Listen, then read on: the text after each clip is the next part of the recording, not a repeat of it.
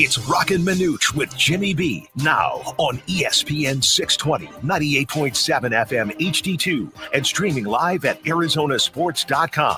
The guys are powered by the law offices of Lerner and Rowe. In a wreck and need a check? Make one call, that's all. 602-977-1900. And now on your ESPN station in Phoenix, ESPN 620, Roc and Manuch with Jimmy B. All right, it's a packed Friday here on Roc and Manuch with Jimmy B. The Cardinals wrap preseason against the Raiders with roster spots that are on the line, as well as we will catch up with Matt McMillian, Mark McMillian, and former Cardinal Rod Frederickson. He will also join us to talk about this game on Saturday night. We'll preview the D-backs Reds series as the Reds are in town at Chase Field, and Fiesta Sports Foundation CEO Erik Moses on how the college football's changing landscape will affect the Fiesta Bowl. And you don't want to miss Handicapper Scott Spreitzer with this weekend's best plays, and Kevin Rowe will also join us live. All that and more as we're coming to you live from Wright Toyota. Right on the corner, right on the price, Wright Toyota in Scottsdale. We've been here for over 20 years. We've had our own set. We're on YouTube right now. You can follow us there. You can also get us on TuneIn, get us on the Arizona Sports app. You can also find us on 98.7 HD-2 and, of course, ESPN 620. So lots of places to find us. And, as always, our website at Roc and Manuch. But we got D-backs, and we have the Cardinals. And we'll start with the D-backs as they were off yesterday, so they didn't win or lose. So now they'll get ready for the Cincinnati Reds, Reds team that has won their last three meetings in this series. But Arizona had dominated 7 prior to that. And it'll be interesting to see how this all goes, as this team has been playing pretty good. I mean, you look at what they've done over the course of the last week or two. You could go back 2 weeks ago and you're like, oh my God, this team is awful. But it seems like, they're winning series. They're getting 2 out of 3, and they're just putting along. And if they can continue to putt along, they're not going to make the playoffs, but if they can make a nice effort towards the end of the season, I think it's great. Or they do the reverse and they go completely lose all their games because the Rockies are playing well, and maybe they get the last pick. They finish last in all baseball, and then they get the first pick in the amateur draft. Well, they're only a half game back of that third wild card spot. They've won 6 out of their last 10. To your point, they're playing good baseball. You're right, they're in a funk. So it's between them and the Mets right now as far as that third and final wild card spot with, 5 weeks to go in the regular season. So this is going to be I think it's a good series. It's a good series for the Diamondbacks. They could be the proverbial spoiler. But for the Diamondbacks to play good baseball, for a lot of guys, just to prove to Troy Lavello and Mike Hazen that they want to be a part of this ball club. This ball club could build. And I think those are some of the things that you look at as you got the last 5 weeks. Reds are playing for something. And from here on out, the Diamondbacks are playing contending teams. Either teams are vying for a conference a division championship or a wild card spot as they move forward. Matter of fact, they rated it the toughest last 5 week schedule in all Major League Baseball. With all the teams that they're going to have to play. So Reds are playing for something. Love to see the D-backs. They'd love to see them win another series 2 out of 3. Love to see their hitting continue. The only problem is the bullpen. When they do struggle, it's been pretty much your bullpen. Ryan Nelson on the bump tonight, 6-3, 3.58 ERA. Going against Littell at 9-8, 3.52 ERA. It should be a good game. Love to see this Diamondback team, and whoever the new third base coach, how he affects the game or not affects the game. We haven't heard one way or the other. Cards preseason finale is tomorrow. The Raiders are in town. Jonathan Gannon, head coach, confirmed that most starters, if not all, will sit tomorrow against Las Vegas, just like they did basically against Denver. There will be some exceptions. There will be some other guys that we will see. But the focus, of course, here with the last preseason game is on those hot spots, those bubble players that are trying to lock down one of the final roster spots before Tuesday's 53-man cut. Gannon, obviously he wants to win the preseason, but he also knows that it doesn't mean anything, and he doesn't want to get anybody hurt. Yeah, I think, to your point, Rock, the guys are on the bubble. He wants to see, after last week's debacle, how those guys improve. He really wants to see how more fundamentally sound these guys are. I think in case of the rookies, I think Will Johnson will probably start. He needs reps. He needs plenty of reps. Another guy, Jordan Birch, another draft choice. who's been showing a lot of energy, a lot of push. He probably plays. But I think as far as the interior offensive line, he may have a couple guys start. I mean, I think Isaiah Adams going into his second year, I would look to probably start him. I might look to start that right side of that offensive line with he and Jonah Williams, Isaiah Adams at guard, and Jonah Williams at right tackle. On the other side, Paris Johnson, Evan Brown probably won't. But the other thing I'll be very interested to see, he's seen what Jacoby Brissett can do. He's content with that. He's happy with that. I know he's got a very good backup quarterback, is if they start Clayton Tune. Now, I haven't seen one way or the other. Clayton Tune's going to start. I would probably play him the entire game. Just start him, play him the entire game, put him in there with some of the first teamers, especially the first team offensive line, and just see what this young man can do. Because you talk about bubble guys, Roc. I think he's one of those bubble guys that's got to show me something more than he has. Now, I agree. It takes 10 guys. Offensive line broke down. Guys are cutting off the routes, had a couple drop passes. But if they play him the entire game, give him a full game to see what he can or can't do, if he stumbles and really misses a lot of reads and doesn't perform like they'd like him to, rest assured that if any quarterback that's out there for a third stringer that gets cut, they might consider bringing him in or just leave it as is. On a national level, the story that just won't go away, and that is the Dallas Cowboys and the drama with Micah Parsons, as he has now removed all of his Cowboys references from his social media, shared a farewell-themed video signaling some deep frustration with the contract negotiations.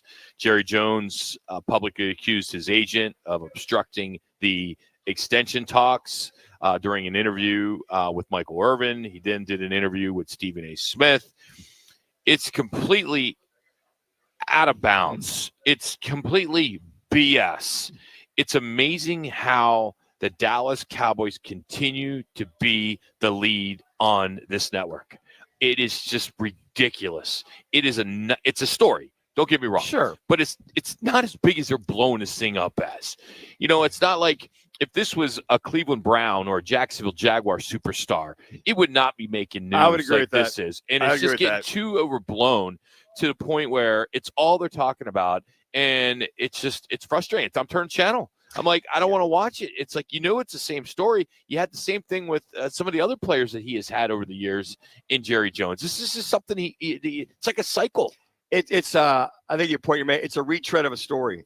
We knew about this 2 weeks ago, just because he removes all this stuff on social media. The agent is a little butthurt because Jerry Jones is trying to go through the player. Mike is keeping his agent up there, up to speed. And then basically the agent, told Jerry Jones to stick it where the sun doesn't shine. I think the controversy, Jerry Jones knows that he's getting all kinds of clicks, to your point. And I think these are some of the things that nothing to see here that hasn't changed the last 2 or 3 weeks. But the one thing that was interesting that he said, and it sounds like it's coming from Micah Parsons too, they've agreed on everything and anything. So the only thing I'm thinking, okay, well, if you've agreed upon it, Mike, if you're happy, Jerry Jones, you're happy, what does the agent need to do to get in there more so? Now, what they're saying is there's some language in the contract that they want to get straightened out to make sure that everything's proper language and moving forward. So it's like this is being drawn out unnecessarily, but it seems like everybody's agreed in principle to the contract, except for the language, whatever that language is going to be. I mean, Micah Parsons or Jerry Jones said that he would have been the highest non-quarterback in all of football, which, of course, that means nothing. It changes after another guy gets signs. Yeah. But, I mean, give me a break. And then, with Stephen A. Smith, and he pressed him pretty good. Watched some of it today until I just got sick to my stomach that this is just still the story. But, Stephen A. Smith basically said that the deal will eventually get done, and I think we all agree. Sure. I don't even think CC, who is a Dallas Cowboy fan, our producer, it's going to get done. CC, it's just the process is just it's aggravating. It's sick. I mean, even as a Dallas Cowboy fan, I mean, is it a little much, or you just love the attention? I don't love the attention. It does nothing for me, but I know Jerry does. This is something that he strives for. I mean, we're talking about the same guy who just rolled out a blue carpet for his Netflix documentary to be debuted this past week. I mean, This guy loves a show. I remember Dak Prescott last year getting paid and becoming the highest paid quarterback in the NFL 2 hours before kickoff. And then Jerry says, all right, hope it's no pressure. Go out there and win that game. That's just the type of guy he is. He loves to drag this stuff on. The one thing I do think that is different in this instance is it does seem like it's starting to get a little bit personal with the agent, David Mulgeta. I mean, Yes. you're starting to hear now Jerry Jones refer to him as the agent. I don't know if that's because he doesn't want to butcher his last name or if he's trying to play it coy as if he doesn't know the guy, but he's worked with David Mulgeta before and other athletes under that company. So this is where it gets interesting. Has it become to a point where it's now gotten personal? Because at the end of the day, Micah is under contract. Sure. Yeah, and to your point about it being personal, has there been any irreconcilable differences between Micah and Jerry Jones and this Dallas Cowboy team? I mean, he loves his players, loves the team, but I remember there's been a lot of guys over the years, Roc, that you could think of that the negotiations became personal and they want to be traded. They wanted to get out of here. I think Joe Johnson, when he was with Robert Sarver, told him what he was going to do. Season ended, he didn't do it. And he gave him his word. He didn't, so he ended up leaving. Where did he go? Dallas, I believe it was, or he moved on because Robert Sarver basically, he said, this is his words, lied to him about what they wanted to do. Anquan Bolden, he's another one. You know, that basically, hey, some things were communicated to him that didn't come to fruition. His words again, and that's why he opted to go to the Baltimore Ravens. So there's where things get so personal that a player goes, you're being dishonest with me. You're not dealing in good faith. There's lack of integrity, allegedly. And those are some of the things players go, and I commend them for saying, look, I can't play for you because of your lack of integrity, or you're lying to me, or that going against everything we agreed upon. And then they both. This case, I think it'd be salvaged. I think once the contract, the money, the guaranteed money. Hey, maybe he wants a guaranteed contract.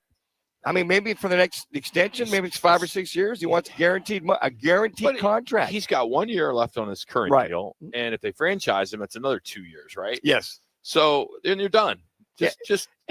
He'll be one of the, if not the highest paid linebacker in all of the National Football League. But a lot of these guys, they don't want that franchise. They want that extension to make sure that they've got moving forward and got that guaranteed money moving forward in their extension. All right, well, we got some sound from this Cowboys chaos with Jerry Jones and Micah Parsons. So that's boiling over. We also will hear Aaron Rodgers talking about his new weapon in DK Metcalf, and we'll rewind some of the biggest highlights so far with Jackson Dart and Jameis Winston. That's all coming up next in our replay rewind from Wright Toyota here on Roc and Manuch with Jimmy B.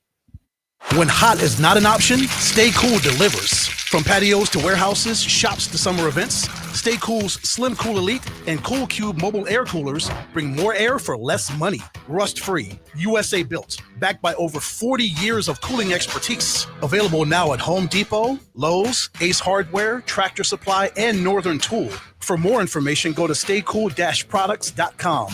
Stay Cool Products. Form, function, value. Get yours today and beat the heat. Twin Peaks is the best in the game. Here, the ultimate lunch lineup boasts wall-to-wall sports and scenic views. When you're hungry and in a hurry, the Scratch Kitchen delivers lunch in the clutch. I mean, where else can you order a 29-degree draft beer and a quickie combo on your lunch break? Only at Twin Peaks, the #1 sports bar. Twin Peaks Scratch Kitchen scores every time. Dig into hand-smashed burgers, chef-inspired flatbreads, and more at your local lodge. I was in a wreck. I need a check.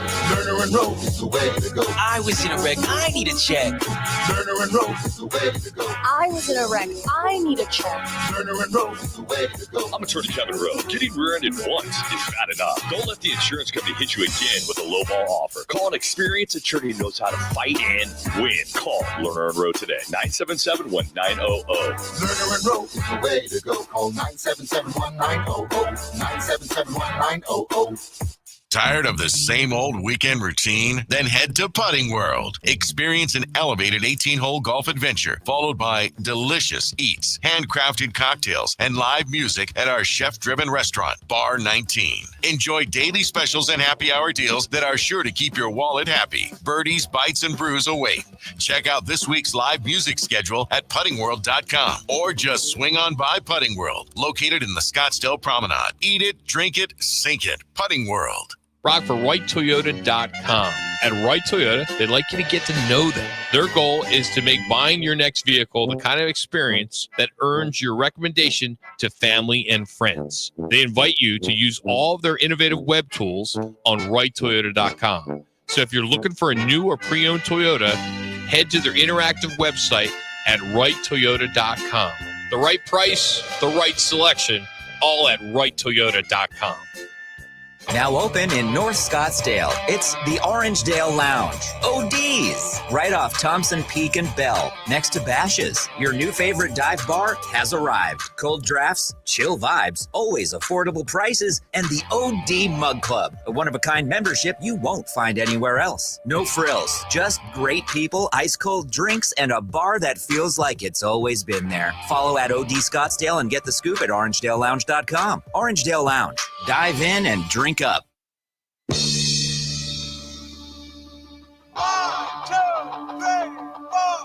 Now it's time for our replay rewind. The top sounds of the night and whatever Rock decides to add. Let's get to it in replay rewind with Roc and Manuch with Jimmy B on ESPN 620 and on FM at 98.7 HD-2. All right, let's kick things off in the replay rewind with Jackson Dart making it look easy on Prime. 3rd and 6. Clean pocket, fires, caught, touchdown, just like that. Greg Dulcich, the tight end. So Giant Nation is already half obsessed with Jackson Dart, and this is just going to embellish it. Yeah, 7-0 with just under 13 minutes to go. I mean, he right away, bam, scored. He has really had an outstanding preseason. He was like 75, 80% as far as completions. I think he had like one interception, but he's had several touchdowns. He's really looked poised. But then he's played against a lot of second, third teamers. But I'm very impressed with the way he's handled himself in these preseason games. All right, next up, James Winston showing some vintage touch. Draft been with New Orleans, Cleveland. He's going to go deep for Hyatt, and this time he catches it. Touchdown. For Jalen Hyatt, the third time was the charm. Absolute dime, you're right. Nice touch. Let him in the back of the end zone. Touchdown. That kid finally makes it a catch. He'd had several drops during the preseason, so nice to see. Jameis getting a little reps to stay. I wonder if that was somewhat of an audition for a lot of people to say, hey, Jameis can still throw. He's got a little touch. You know, he's available without them saying he's available. All right, one more clip with the New York Giants. This is a defensive gem for the Big Blue as Woodridge takes it to the house for 6. If you think you have the right guys, give them a chance to build it back up. And I don't know. I think it's going to work. And there's a pick. TJ Moore, rookie out of Mercer. Oh, Mercy. Touchdown. And the Giant bench.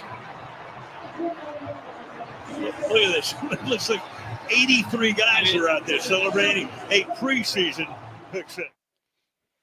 That made it 35-10. All right, Aaron Rodgers. Let's take you in the huddle as he's mic'd up mid-game. He shares his thoughts on his new weapon, DK Metcalf. Take a look. Yeah, I mean, size-wise, for sure, he's a specimen. The thing I love the most about DK is just his work ethic. He cares about it so much. He wants to stay after practice and work on things. It's like Steph Curry not leaving the gym until he makes a bunch of threes in a row or swishes 10 free throws or whatever his process is. DK wants to make sure he finishes with a catch every practice, and that anything that came up during the day, we want to make sure it's buttoned up. So, and he leads by example with his practice habits, which is really important when you got a veteran guy in the room and a bunch of young guys. Yeah, I think that the DK Metcalf motivated. He's got Aaron Rodgers motivated that, hey, look, he may have maybe 3-4 more years in great shape, but here's an opportunity for him to get to a Super Bowl, get back to a Super Bowl with the right kind of pieces around him. And I think he realizes with the defense, the tight end they have, They got Robert Woods as another one of the receivers. Some good complementary pieces. So I'm anxious to see how this works out. Now, I'm also anxious to see how, if it doesn't work, how things happen. Because DK Metcalf, as you know, Rock, he's a little moody. He kind of go in that emotional tank once in a while if he's not getting the ball. All right, one last clip, and this is Jerry Jones on Micah Parsons. So we're taking you from the field to the front office, and he was on with Michael Irvin and his Michael Irvin's podcast. We wanted to send the details to the agent. The agent told us to stick it up our ass. Mike and I talked, and then we were going to send it over to the agent. And we had our agreements on term, amount, guarantees, everything. We were going to send it over to the agent. And the agent said, don't bother because we've got all that to negotiate. Well, I'd already negotiated. I'd already moved off my mark over several areas. And so the issue, very frankly, is we've had the negotiation in my mind. And the agent's trying to get his nose in it right now and try to come in there and improve off the mark that we'd already set. Well, we've got this thing resolved in my mind for the Dallas Cowboys. And we're ready to go. But as far as the amount of money, the years, the guarantees, all of that, we've negotiated that. Yeah, but you negotiate with the player. That's what the agent is for, is to protect his player. And I'm sure that Micah Parsons did a lot of research where he stands, the comps that are out there. But you negotiate in your mind with the player versus negotiate with the agent, who is basically that's who you deal with. That's why we have those agents with these multi-million-dollar deals. So again, I think Jerry Jones is off the mark. He's trying to make the agent look bad because in his mind, he dealt with the player. Well, you can't do that. You can talk to the player, but it's all about the agent getting that negotiated unless the player is represented by himself. All right, today's Replay Rewind is brought to you by Lerner and Rowe. In a wreck, need a check, make one call. That's all. 602-977-1900 and always online at lernerandrowe.com. Well, believe it or not, football season is just about to kick off and be in gear tomorrow. Week 0 of the college football season. We got some early starts, including Iowa State taking on Kansas State in Ireland. And also, this is the final week of the NFL preseason. Of course, next weekend is Labor Day, so there's no action. But week 1 will start on that Thursday. So, got to get ready for football as it's close. Now, what's interesting is, in a poll, 71% of Americans admit to skipping, rescheduling, or turning down plans to watch football. And most plan on watching at home, which 69% say they're cutting back on attending games due to the rising costs. So they're not going to games like they used to. 61% of people say that college football games are more accessible, mostly because NFL games are just not affordable. Mm-hmm. You can't afford them. They just aren't affordable. But overall, 60% prefer NFL, while only 20% favor college football. But, of course, watching games at home can be difficult because you don't know what streaming service. Exactly. You just can't find it. Yes. So 56% of people say they're frustrated. This is according to PR Newswire, are frustrated by NFL games being exclusive to certain streaming platforms. And even if you spend $400 for the Sunday ticket on YouTube TV, that doesn't include all the games. Yeah. Mm-hmm. It doesn't include all the games. Yes. Yeah, matter of fact, you watch some of the evening news. They're promoting it on ABC. They're promoting this ESPN, the coverage that they're having from their standpoint. Yeah, I'm like, because I used to do that when it's very simplified, Rock. If there was a game on 10, ESPN, and 15, I could do the last thing. I could go bounce around. Now they'll be on a different streaming platform, and those are some of the things that are just frustrating for me. If I hone in on one college game and I want to go check the other one out, I got to bounce completely out or I record it. And it's just hard. Matter of fact, some of the streaming you can't record. Really? Yeah. Some of them you can't record. I don't know how anybody can record sports. Well, I do because I go back to it and I refer to it. And if I've got guys that are playing. But you could go on the internet. Yeah, YouTube it. You can watch a game in 20 minutes. Yeah, and I do that a lot of times. So why even bother taping? Because sometimes I want to watch them live, like last night. But you know the outcome? Well, not necessarily. Well, if I do, I still want to see how they played. Your phone, your app. I see you got the ESPN app. You got stuff it's pinging you all the time. There's no way. That's the biggest thing I can't stand about taping sports. You know, I remember when TiVo came out and all that. now with your phone, you know what's going to happen. But you already know the answer. But I want to see how it happened. Who won. I know how they won, or how one of my guys has done what a certain player did. But I want to go back and see it. And you're right. I'll go to the YouTube and see the 20-minute overview. They'll do the per quarter highlights. I like that. And then sometimes, I tape all the Cardinal games, take the Sun stuff, Diamondbacks to go reference it because I can cruise right through it. But there's been some special plays or some things that happened. I want to see how it was when it was live. So that's the one thing I like when I concur with some of those games. All right. Well, this year, Cards fans are going to have a lot to watch. You got a beefed up pass rush. Cards with Campbell and Sweat, Tomlinson leading the charge. But Budda Baker's locked in. You got a high ceiling rookie now with Will Johnson if he can stay healthy there in the secondary. But all points to a team that is ready to hopefully bite its way up in the NFC West. We'll find out with Cards analyst Rob Frederickson, the former Raider and Cardinal and Lion, get his thoughts on this last preseason game for the Cardinals next. But first, here's Connor with a Wright Toyota ESPN 620 update.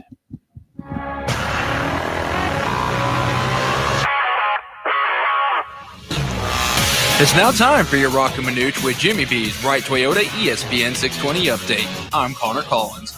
The Arizona Diamondbacks continue their home series against the Cincinnati Reds tonight at 6:40 p.m. with right-hander Ryan Nelson, who owns a 6-3 record and a 3.58 ERA, taking the mound for Arizona against Cincinnati's Zach Little, who has a 9-8 record with a 3.52 ERA. The Diamondbacks are looking to build on recent momentum, and they'll see the return of Gabby Moreno from the 60-day IL. Tim Boger has been assigned from special assignment advisor and coordinator to the new third base coach. Over in the NFL, the Arizona Cardinals prepare for the preseason finale against the Las Vegas Raiders tomorrow at 7 p.m., with the game airing on Arizona's Family CBS 5 and also on 98.7 FM Arizona Sports. This update is brought to you by Wright Toyota, where they've got the right deal for everyone. Right on the corner, right on the price. Wright Toyota in Scottsdale. Former Raiders and Cardinals linebacker Rob Frederickson joins the guys next.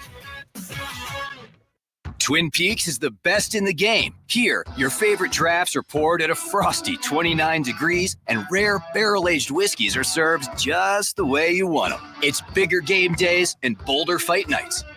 Where else can you find a scratch kitchen that always comes in clutch every day from lunch to late night? Only at Twin Peaks, the #1 sports bar. Twin Peaks Scratch Kitchen scores every time. Dig into hand-smashed burgers, chef-inspired flatbreads, and more at your local lodge. Summer is just around the corner. Is your roof ready for the monsoon season? Well, now's the perfect time to call State 48 Roofing for a free roof inspection. Don't wait until you're dealing with a leaky roof in the scorching heat. Protect your home today. Visit state48roofing.com or call 480-268-4509. Keep your roof sexy with State 48 Roofing, the #1 referred roofer in Arizona, proudly serving the Arizona residential and commercial markets for over a decade. All right, folks, here we go. 3rd and long, and your old underwear just got blitzed again. Sweaty, bunched up, riding high. That's a wardrobe malfunction, and you cannot coach through that. But hold everything. Chill Boys enters the game. Cool, breathable bamboo boxers, smooth as a perfectly executed 2-minute drill. I slipped on a pair and bam, total comfort in the pocket, even in the Arizona heat. I've called a lot of clutch performances in my day, and I'm calling it right now. Chill Boys is the MVP of underwear. We've all made the switch here at ESPN 620, and trust me, you should too.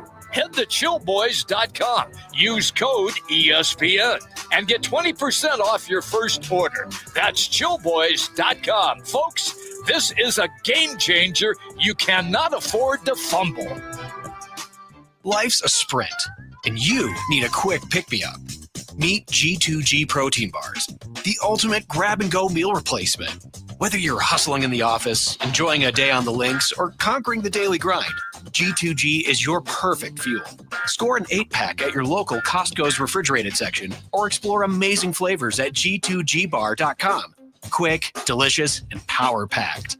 G2G protein bars, setting the pace for your energetic lifestyle. Being a family member's caregiver can be rewarding and challenging. Besides taking an emotional and physical toll, it can also take a real financial toll. Find out if you're eligible to get paid for the care you provide at the AARP Foundation Paid for Care Hub. Developed with support from United Healthcare, this free online tool can help you search compensation programs and explore your options. Go to paidforcare.aarpfoundation.org to learn more.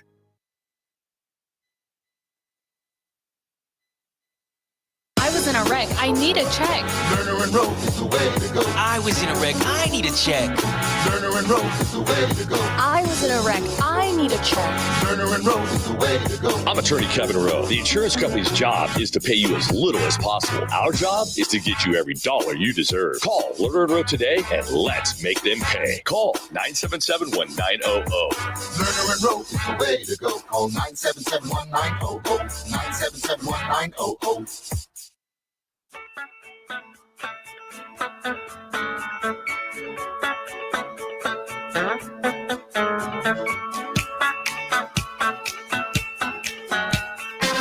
It's Friday, and the guys are live from Wright Toyota. Right on the corner, right on the price. Wright Toyota, located at 77th Street and Frank Lloyd Wright Boulevard in Scottsdale. Now back to the guys on ESPN 620. Here's Mahomes, pressure right away. Mahomes is sacked. Josh Sweat gets home. Mahomes pressured again. Sack number 5. It's Josh Sweat again, who's got 2.5 for the game. Yeah, as an Eagles fan, a little upset, but yes, it worked out all right. At least he's here now with the Arizona Cardinals. There he was in the Super Bowl last year. Rob Frederickson joins us now, former Raider, Lion, and Cardinal, part of the Cardinals broadcast, and he joins us now on the Right to the guest line. How we doing, Rob? Man, what's going on this Friday? What's up, fellas? Just enjoying the nice, cool weather.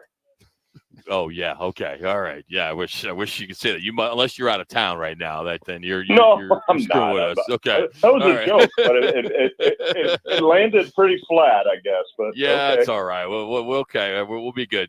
All right, let's get to this. Wake up, guys. First. Yeah, exactly. I know. We're just getting started. We're only one cup of coffee. All right, so let's talk about this Cardinals, this upgraded front line. You just heard Sweat, Calais Campbell. How much gas do you think Calais still has in him? You know, I think Calais is at the point in his career. I mean, what is this? 18? How many years? 18? 18 years. That's crazy. Yeah, so I think he's at the point, and he's even said it, that, you know, he knows kind of his limitations, and he doesn't really expect or want to be out there more than 30 snaps a game. So even if it's not 30, so even if it's in the 20s, I expect him to be competitive and effective and be a difference maker in those 20 to 30 snaps every week. I think that's still something that he can do. And I think he brings a lot to the table when you just look at the size of him, 6'8" and 315 pounds. He's a tough guy to block, and he gets his hands up, and he can deflect a lot of balls, which ultimately usually result in interceptions. Rob, how much of this new front four or 34 front, 4-3 front with Sweat, Calais, or Walter Nolan III? And you got Dalvin Tomlinson and Darius Robinson, whether he or Dante Stills starts. How much more improved will it be? What will we see from that front four, this new front period, the front seven, in reference to the last couple of years? Yeah, you're going to see, just in the starters, whoever the starters end up being, you're going to see an elevated level of athleticism, of speed, of get off the ball, and disruption. And overall, what you're going to see is that not drop off after guys rotate out. They'll play a series and then rotate new guys in. You're not going to see a drop off in talent. You're not going to see a drop off in effectiveness. like you've seen in the past. Look, let's be honest, the last few years that defensive line's been kind of put together with duct tape and super glue, and it's no fault to the guys that were out there playing and trying, but just across the line, they just didn't have the talent. Now, Dante Stills, he's the guy that, and LJ Collier, even those guys, I think, really have acquitted themselves well the last couple of years, and I look for big things from those guys as well. What are you seeing in Darius Robinson, who could be a potential starter? It looks like he might. That reminds you or shows you why this kid was a first-round pick or the first pick last year. Well, the first thing that jumps off at you is just the size. I mean, he's freakishly big and cut. There's probably not an ounce of fat on that guy, and he's twitchy too. He's just the kind of guy that looks great coming off the bus and on the sideline, but there's still a lot of questions. I'll be honest. We don't know what he looks like on the field. Didn't really have a big sample size last year. He was injured, had some family issues that he had to deal with, so he didn't spend a lot of time on the field. So this is almost like rookie season 2.0 for Darius Robinson. So I'm still interested and still trying to figure out what this guy's going to be. But just looking at him and the small sample size that you've seen, you got to be encouraged with where he can go and what his play will be. Rob Frederickson joining us here on ESPN 620. Rob, what's your philosophy on starters or non-starters playing in these preseason games? Yeah, I mean, no player really likes preseason other than, I think, guys that are kind of on the bubble or towards the back end of making the roster. Those are the guys that relish the preseason. It's an opportunity for them to really shine and to make the coaches take notice. But I'm old school, I guess. Back when I played, we had 4 preseason games. First game, the starters played a quarter. Second game, starters played a half. Third game, starters played a half, and then came out for the first series in the third quarter. And the fourth game, they either didn't play or maybe a series. But it's different now, and I understand it.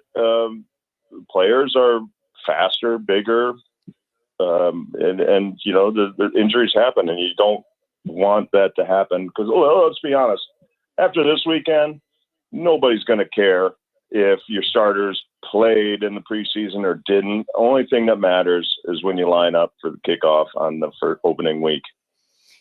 But nowadays, we've seen this Cardinals team under the Gannon era start out really slow because of what you just said. There are a lot of guys aren't playing. Seems like it takes them 2, 3, 4 weeks to hit full gear, where back when we were playing after 3 games, we felt pretty good because we only had a week off per se. If you haven't played this entire preseason, you literally have had 3 to 4 weeks off from actual game contact, chemistry, continuity.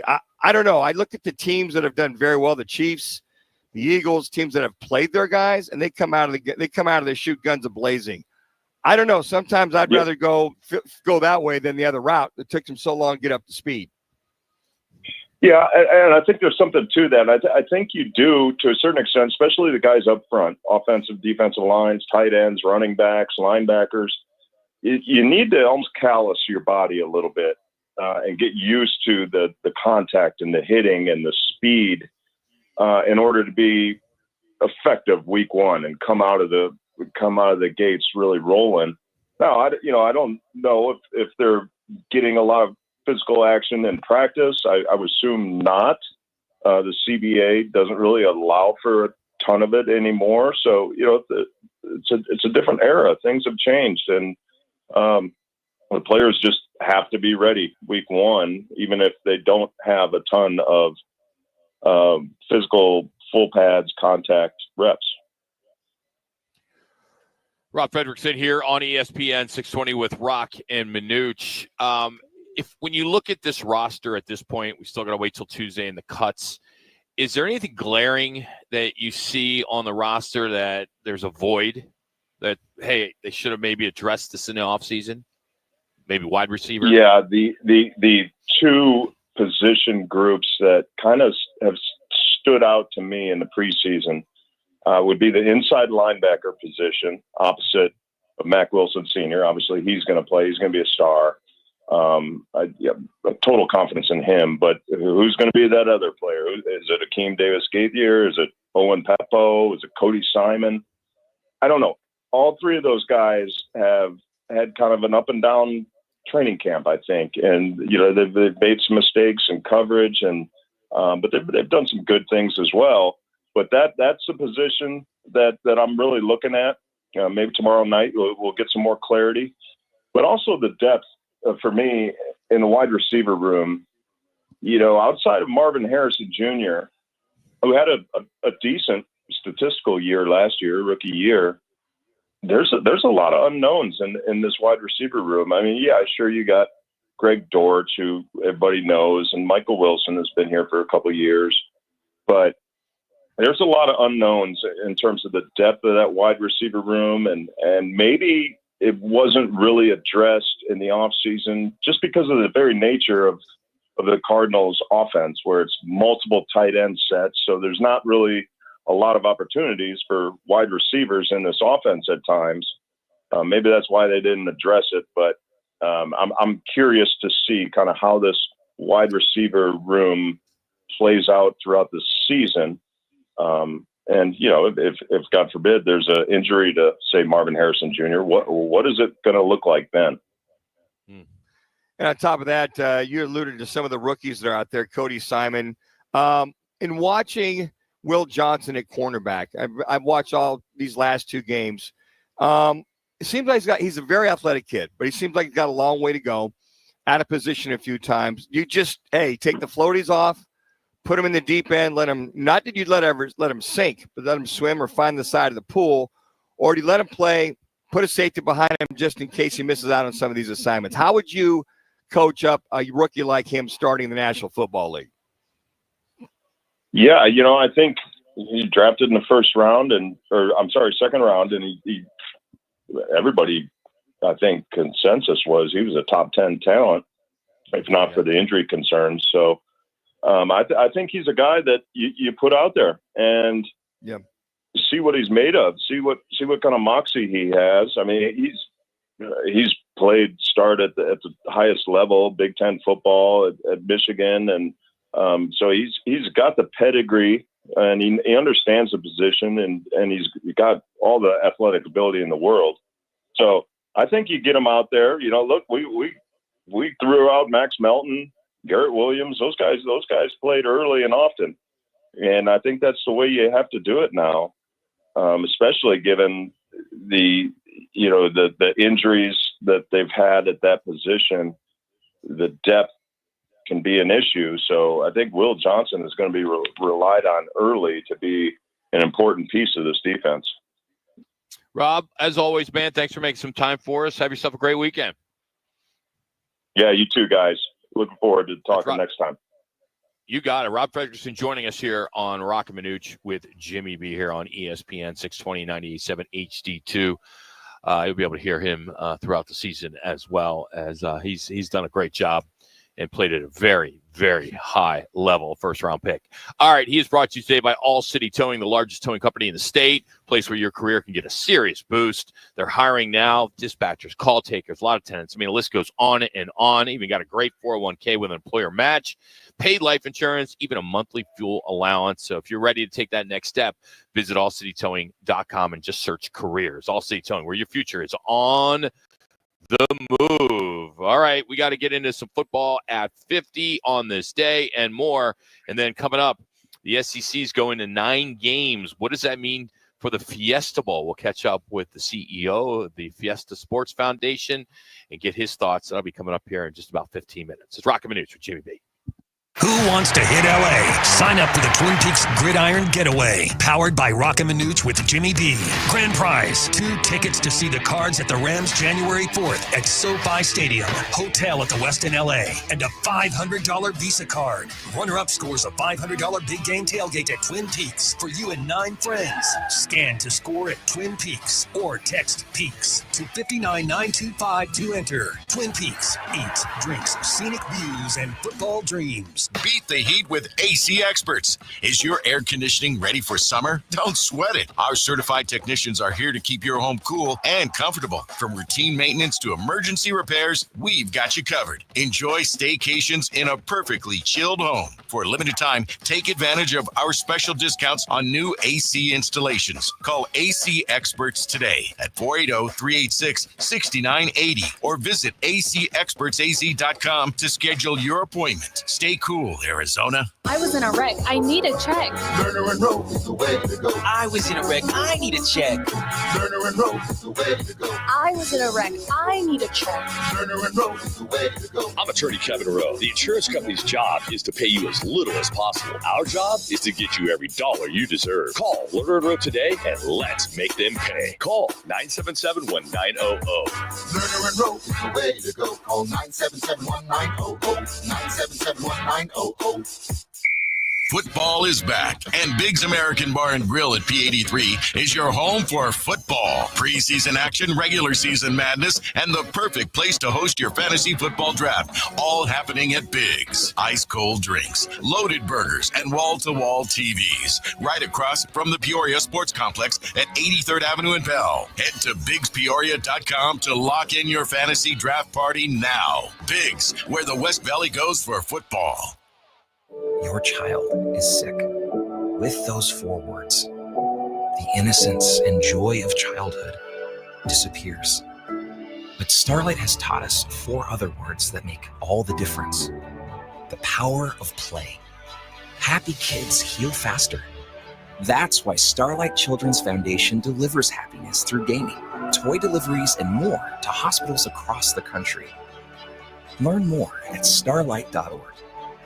Opioid misuse and overdose deaths are serious health issues across the U.S. Anyone at a workplace, including workers, clients, customers, and visitors, can be at risk of an overdose if they use opioids.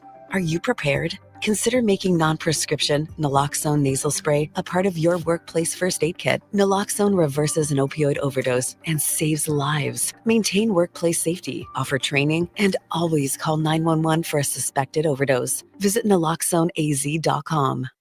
Roc and Manuch with Jimmy B want to take you back. A quick reflection on some of the more memorable moments in sports and pop culture. Now, time for your Right Toyota On This Day report. Right Toyota, right on the corner, right on the price. Right Toyota in Scottsdale. All right, brought to you by Right Toyota. 1886, first U.S. professional baseball night game. 1886. What, they have the cars circle the field or something? I don't know. It was held in Detroit, and they had these arch lights, they said. Okay. And 1886. Yeah. Damn. How about that? 1989, Nolan Ryan, 5,000 strikeouts. And guess who he struck out? The legend, Ricky Henderson. Oh, Ricky doesn't strike out much. No, so he became the first pitcher to reach that goal. And then in 2007, the Texas Rangers scored 30 runs as they crushed the Orioles in Baltimore. Still the most runs scored in a modern MLB game. Turn our attention to football. 1967, for you Chicago Bears fans, Gale Sayers, rookie debut. Played his first preseason game. Of course, he'd go on and have a Hall of Fame career. However, got cut short because of injuries. Yeah, the Kansas Comet blew that knee out. I'll never forget watching the highlights on NFL highlights that come on every Thursday night, if you had cable. And last week we had Kurt Warner on. So I wish this was this week. But 1999, Dick Vermeil announced that Kurt Warner would start week 1 after Trent Green's injury. Of course, he goes on, wins the MVP and the Super Bowl that year, 1999. You know, it's amazing watching the Carolina Panthers Steelers game last night. Jake Delhomme was doing the color analyst. He was in Green Bay when Kurt went to Green Bay to try out. And he was telling the story about Kurt going there and, you know, coming from the Euro League. They were talking about the Euro League and playing. And he said that Kurt told him, look, I can't even call a play. So he was in the Green Bay Packers camp. He told Jake, I can't even call a play. So he went to the indoor football, or said the Arena Football League. Then he went from there to the St. Louis Rams at that point, backed up Trent Green. They made the announcement once Green got hurt. So just a story behind the story. All right, one last one, 2016, Team USA Hoops. They win the gold in Rio, led by Kevin Durant, 30 points, as he beat Serbia 96-66 to claim the Olympic basketball gold medal. You know, the one thing about the Rio Olympics was that they did the golf, right? The first time they did that's the right. golf. But it was all about the course, how messed up it was. And I guess there was a river that had, like, the sewage smell constantly. So the guys were complaining about the sewage smell, the conditions of the course. They won the gold medal. I like where you live, that old course, Thunderbird. Oh, Thunderbird. That thing stunk. Yeah. Is that still there? No, they got houses there now. Oh. Yeah. I used to go there all the time because it was cheap, but, man, it stunk. Yeah, we used to go there it's called Thunder Rock. So, it was so hard. But, yeah, they built houses about, I want to say 9-10 years ago. What happened? It's been a while. What happened, unfortunately, Thunderbird used to own that. Oh. And what happened is Makes sense. a young man, they were playing a golf tournament there. A young man drank out of those big water buckets, got a bacteria, passed away from bacteria. Thunderbird said, you know what? It's not worth it. They sold it, and there's a ton of houses on it now. All right, let's get into some football at 50. College football key stories of the day. Farmageddon kicks off in Dublin as the 2025 season officially gets underway with a heavyweight. Number 22, Iowa State versus Manuch's Kansas State Wildcats, which is coming in at number 17, so they'll be playing in Dublin. And, you know, get a little Big 12 rivalry there. Sure. Yeah, you do. Not bad. And, Rocco, the quarterback for Rocco Beck is a pretty decent quarterback. Took him to the Big 12 championship last year, won that, moved on. And then Avery Johnson, the quarterback for the Kansas State Wildcats. So it'll be got a run and shoot kind of quarterback in Avery Johnson, and then Beck is an outstanding quarterback. His dad, Anthony Beck, was a tight end for the K-State Wildcats. So interesting to see an alumnus' son going against our K-State Cats there in Dublin. You may have seen this yesterday. Speaking of Dublin, Ireland, for the first time in more than 6 decades, Notre Dame has unveiled a new redesigned Fighting Irish Leprechaun logo. They rolled out new graphics, new merchandise, and they're saying that's going to give them more of a broader rebrand strategy, whatever that means. Just because of the leprechaun look, the rebrand. I mean, I still in my mind see that little guy. You know, there. He's just there. It's like getting rid smiling. of Sparky. You know, you're just going to get rid of Sparky at ASU? Or you're going to change the look of Sparky now? Yeah, let's just change them. I never understood that. I mean, I remember even when I was in college, the Bobcats, that was my, moniker for our school. Right. And they changed it. Yeah. Not the name, but the mascot. They changed the mascot. So we'll never change Wildcats at K-State. Don't say never, Irish. Well, yeah. By the way, if I could interject, want to give some props to Bryce Perkins, young man that got picked up by the Carolina Panthers. Started practice on Monday, played last night for Carolina against Pittsburgh. Came in, was 10 for 11 for 125 yards, 28 yards rushing. It's amazing to me that he got the playbook Monday, and he actually went out and played on last night, 2 days practice. The good thing is he's in football shape because he just got done playing. Yeah, and he had been staying in shape, and they picked him up. And then Jack Plummer, who started, he's from Gilbert High School. Yeah. So we got another 2 Arizona kids there. We got 2 Arizona kids in New Orleans battling it out, so to speak, for who's going to make the team. The quarterbacks that have come out of Arizona, it's pretty cool. The SEC will expand to 9 games. They'll do a 9-game conference schedule starting next year, joining the Big 10 and Big 12 in aligning its structure. So all eyes will turn to the CFP committee and how they are going to kind of figure out the metrics and how the playoff picture will work. It'll be interesting. We'll get into it a little bit more with Erik Moses from the Fiesta Bowl as we'll see how that plays into how this will affect the bowl system. Also, a deep dive look at how the national championship has transformed. That is a big deal that we'll get into a little bit later, as here we are with this 12-team college football format once again, and it'll continue to reshape, and I'm sure this landscape will continue to change forever But right now, I think it's off to a good start, and I'm okay if they go to 16 or even more. Sure, and I think that this new metric, this new format as far as voting, spurred the SEC schools to go to 9 conference games starting next year. Yeah, they're not waiting. They're going to wait till next year, but the difference in the balance, the way they measure things is going to change. I mean, if you beat somebody a big boy, that's great.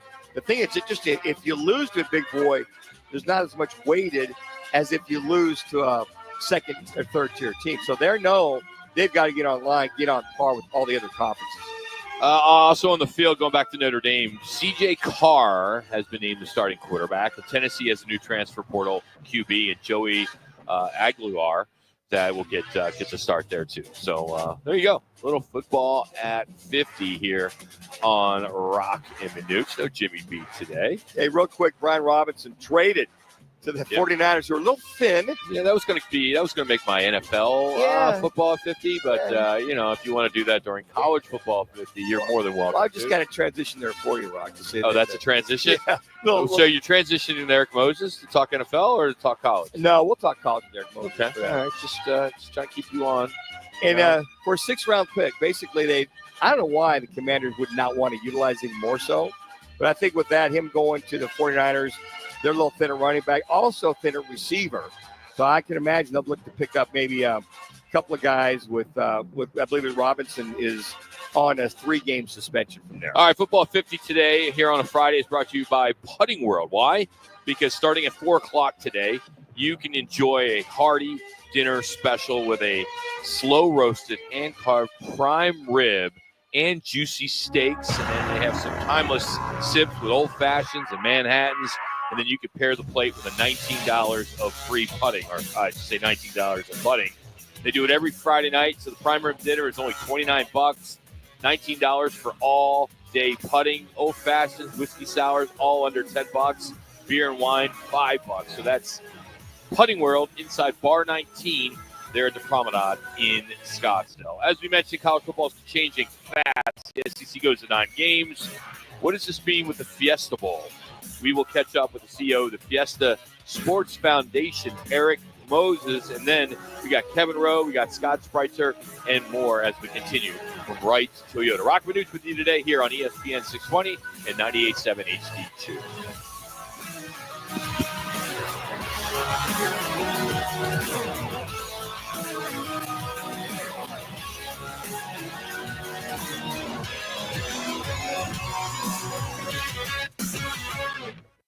The IRS finally caught up with Louie. I hadn't paid my taxes in 8 years. I owe the IRS a lot of money. Louie was in deep trouble. We're going to take your house, put a lien on your bank account, garnish your pay. They don't care. They're going to take your paycheck. Louie found out about Optima Tax Relief, the leading tax resolution firm. A+ rated by the Better Business Bureau, they've resolved over $1 billion for their clients. Optima Tax, they help me. They calm me down. They make me feel comfortable, and I trust them. Louie has a lot to be thankful for. I don't owe the IRS anymore, and I'm able to live a comfortable life, a lot better life. It was because of Optima Tax. For tax help you can trust, call Optima now for a free consultation. Take it from Louie. If you owe the IRS, don't go it alone.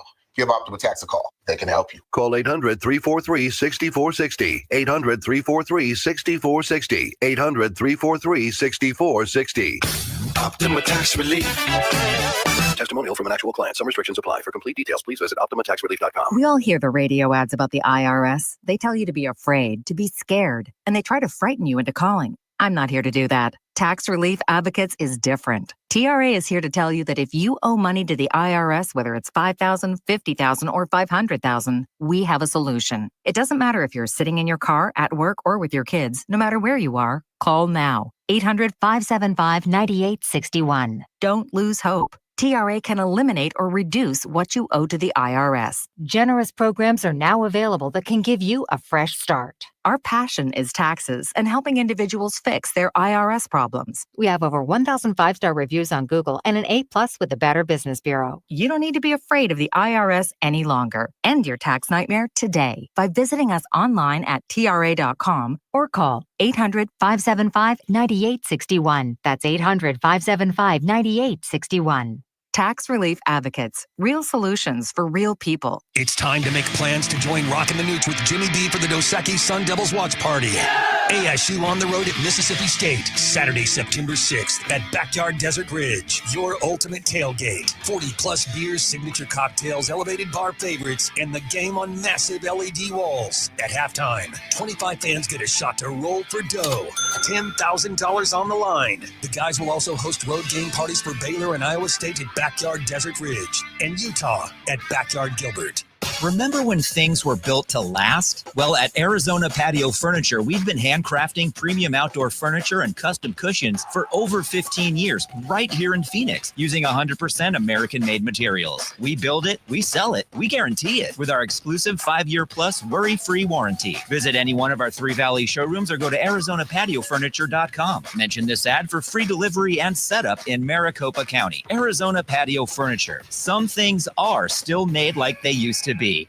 KTAR AM Phoenix, Arizona's home for the worldwide leader in sports. Is ESPN 620. Time for our weekly visit with the Executive Director and CEO of the Fiesta Sports Foundation, Erik Moses.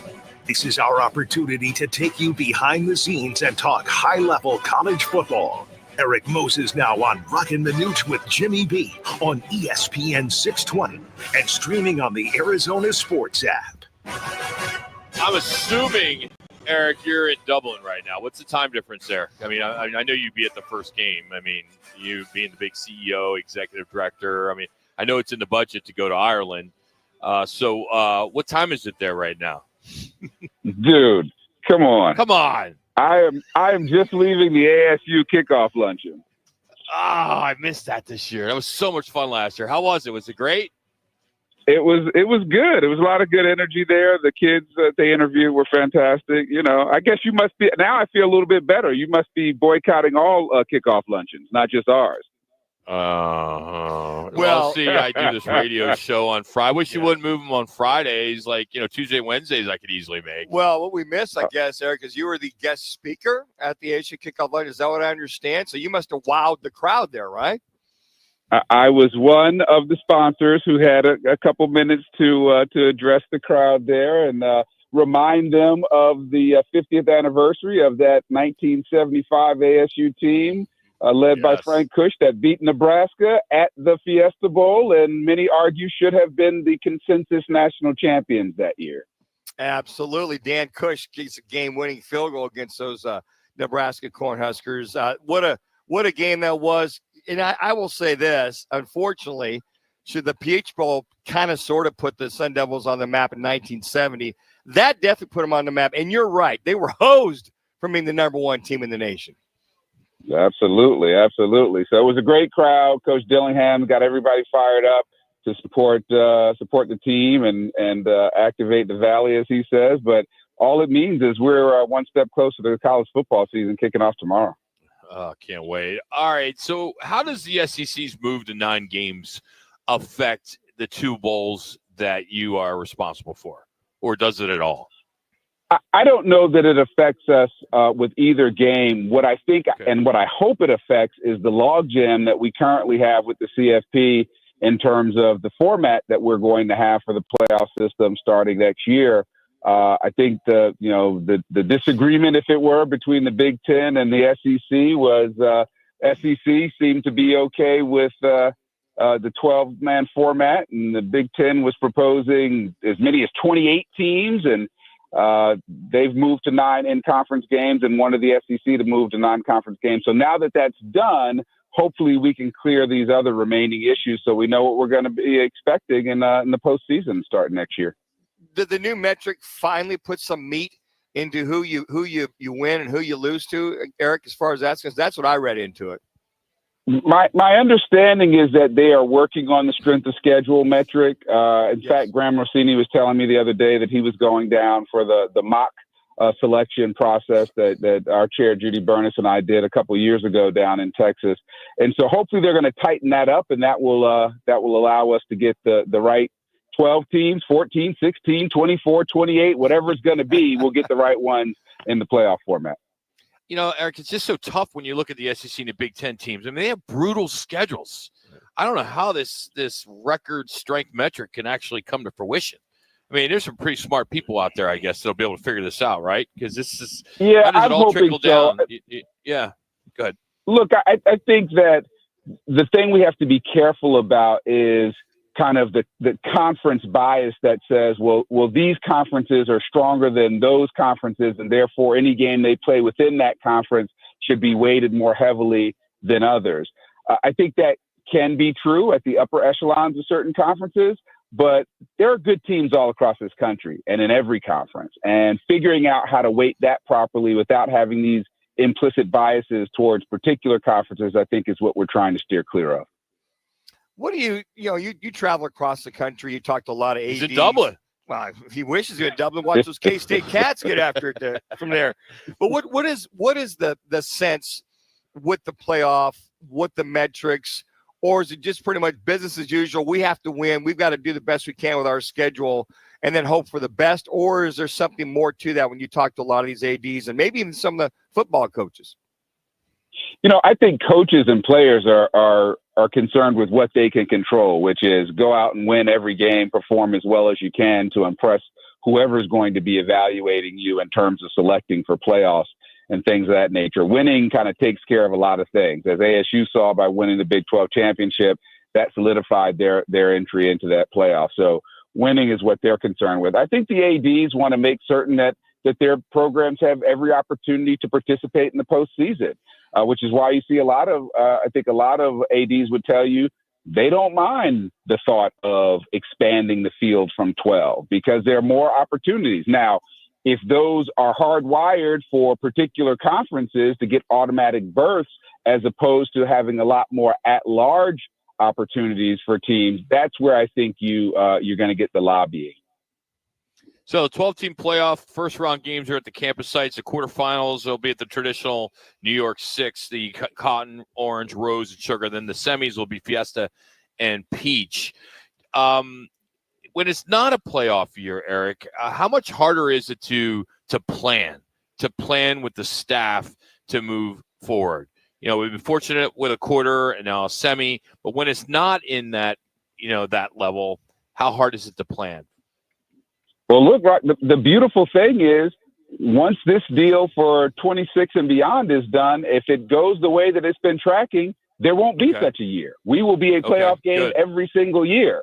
And so either a quarterfinal or a semifinal. So my full anticipation and expectation is that the Verbo Fiesta Bowl will be part of the postseason every single year as either a quarterfinal or a semifinal.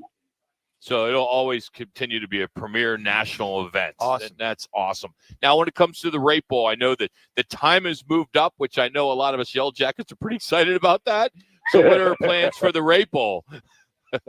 Yeah, we've got to figure out a way to build on what we did last year with the fan festival outside. Rutgers brought their boardwalk kind of activation, and people had a good time. So having an afternoon kick is going to be very helpful to that because it just feels like football time, right? A 2:30 kick as opposed to being 5:30 or 8:30 at night.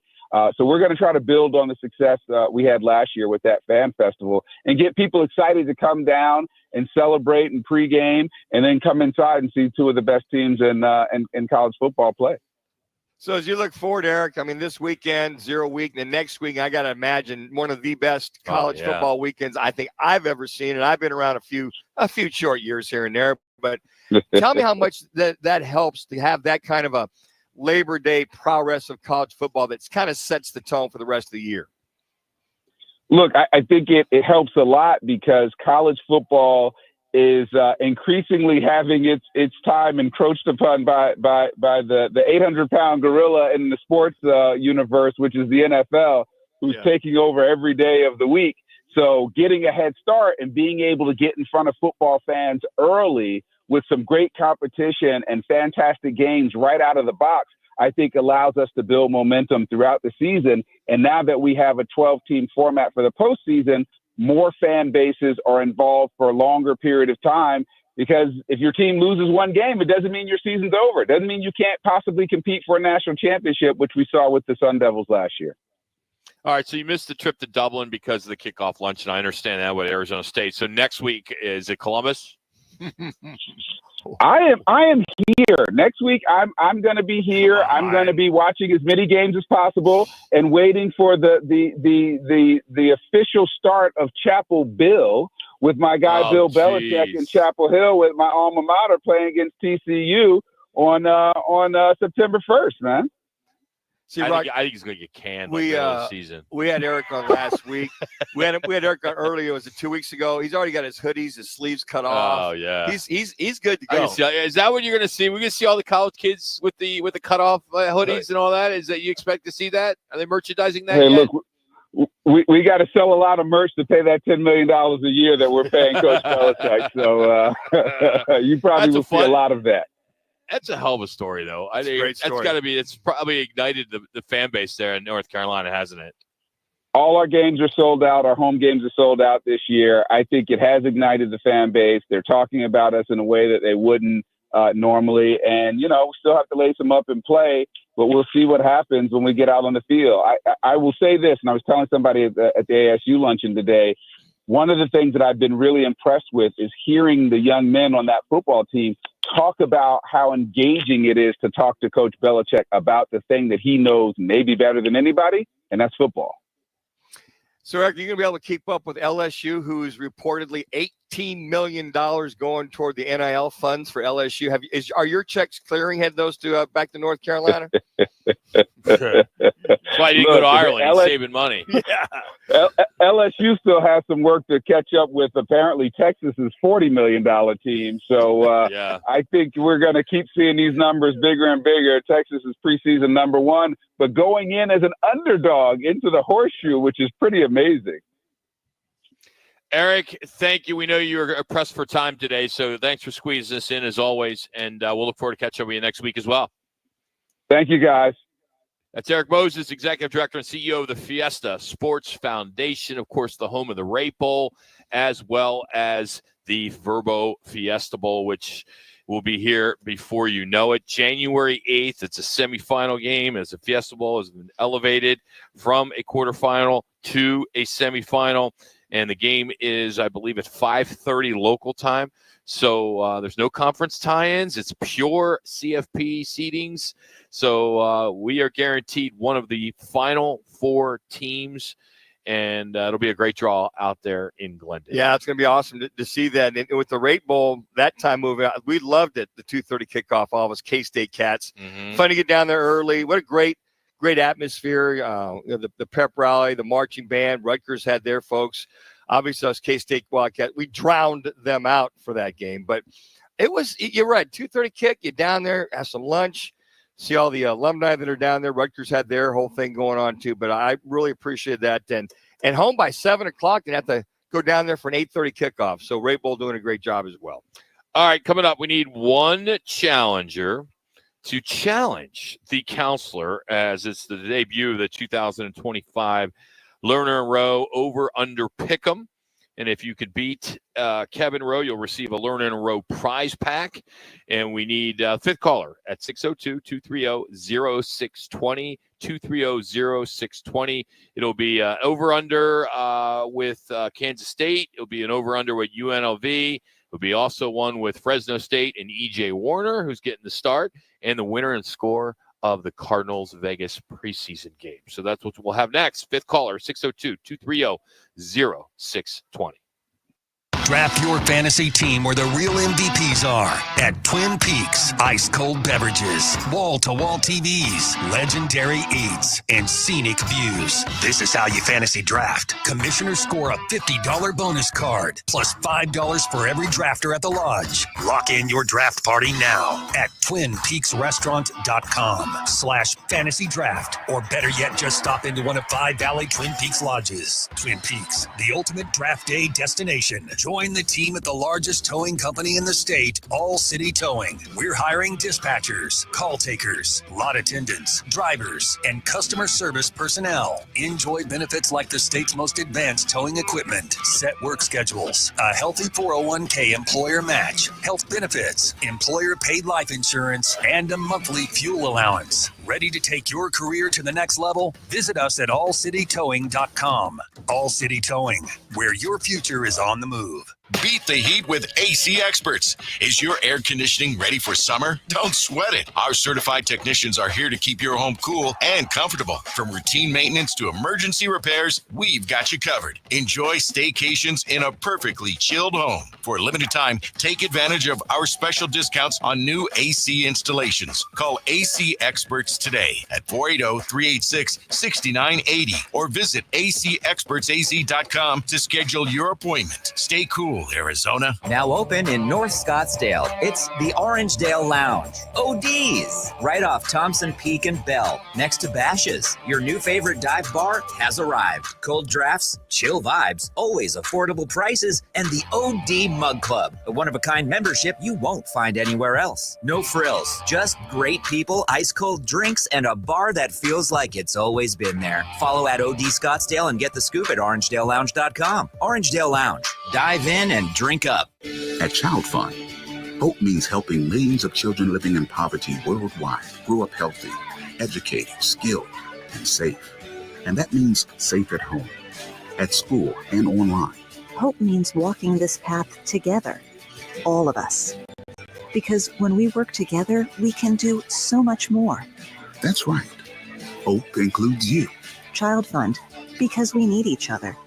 Learn more at childfund.org.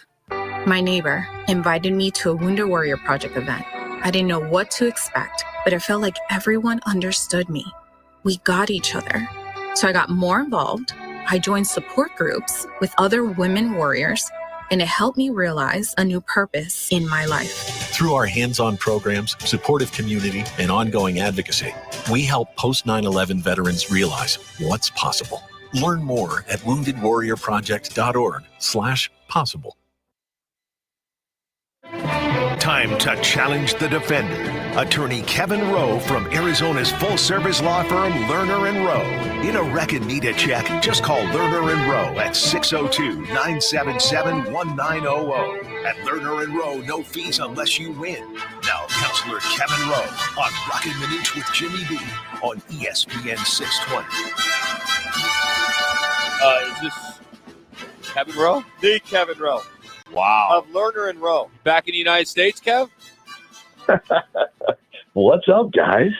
And it's been forever. There he is. You don't write, you don't nothing. I mean, it's like the only time he he responds to me is, I have a lot of friends that'll call and say, hey, can you introduce me to, Lerner and Rowe? I have an issue or whatever. And he gets it right away. I mean, I've gotten some unbelievable responses back because Kevin actually takes care of it. He doesn't need to do that. Or all the things you put together for him like 8 months in advance before they actually happen, like the golf tournament, all the things like that. Oh, no, that's all Kevin and his staff. Is that right? No, I've kind of outgrown some of that. Yeah. So, how you doing, buddy? Seriously, what's going on? You haven't been to my new establishment yet, so I'm a little upset about that. That's funny. I was just going to say that. I wasn't invited to the grand opening. That's odd. That's a little weird. We didn't have one.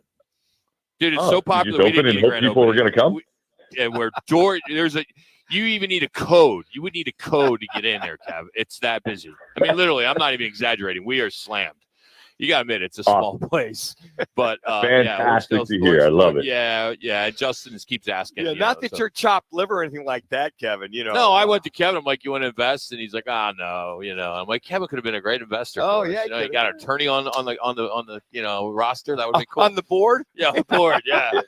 Yeah. Can you see that? I can already see there's a good reason why I didn't do it. My time would be all filled up from Roc and all his peeps. Yeah, exactly. All right, this is the over-under contest. And by the way, we're going to have next week, we have a few spots open for our fantasy football team, which Kevin is on. Kevin's dad is on. And it's funny, your dad reached out to me, Kev.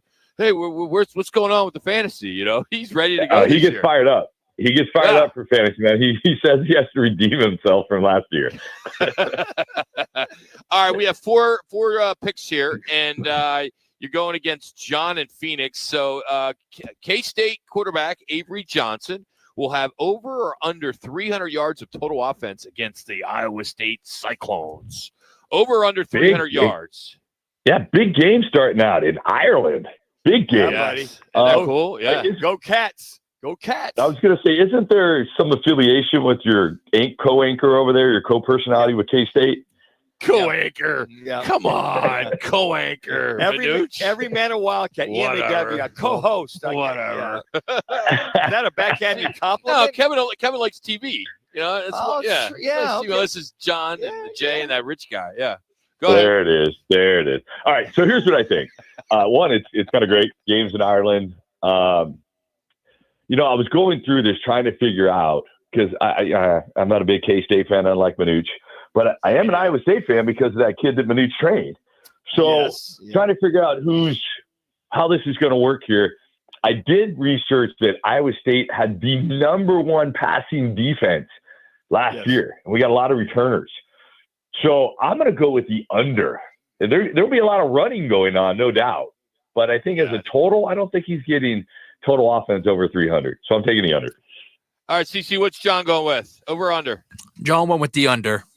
Under, All okay. right, second one here, Counselor. UNLV will score over or under 28 points in the first half versus Idaho State. Over or under 28 points in the first half versus Idaho State. Which way, Lena? I think the spread's like minus 36 or something like that. Is it that much? I thought it was 20-something, but hey, you could be right. Look, I have no doubt that UNLV is going to win the game. But here's the thing. It's the first game. There's going to be some jitters and things going on. I know they're at home, but 28 in the first half, I'm not saying it can't be done. They could go even bigger, but I'm going to take the under. I'm just going to go with the under on this one. All right, CC, which way is John leaning?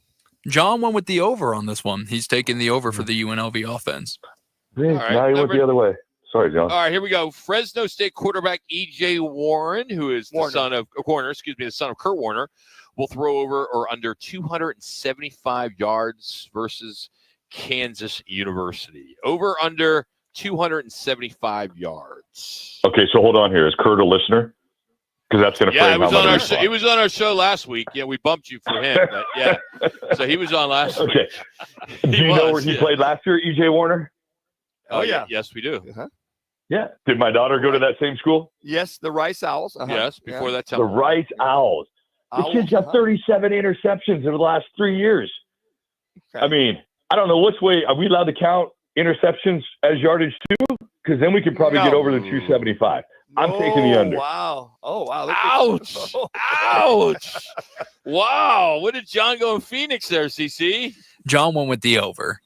Yeah, okay. He's a big Cardinal fan. Yeah, absolutely. All right. Last one. The winner and score of the Cardinals versus the Las Vegas Raiders. Winner and score there.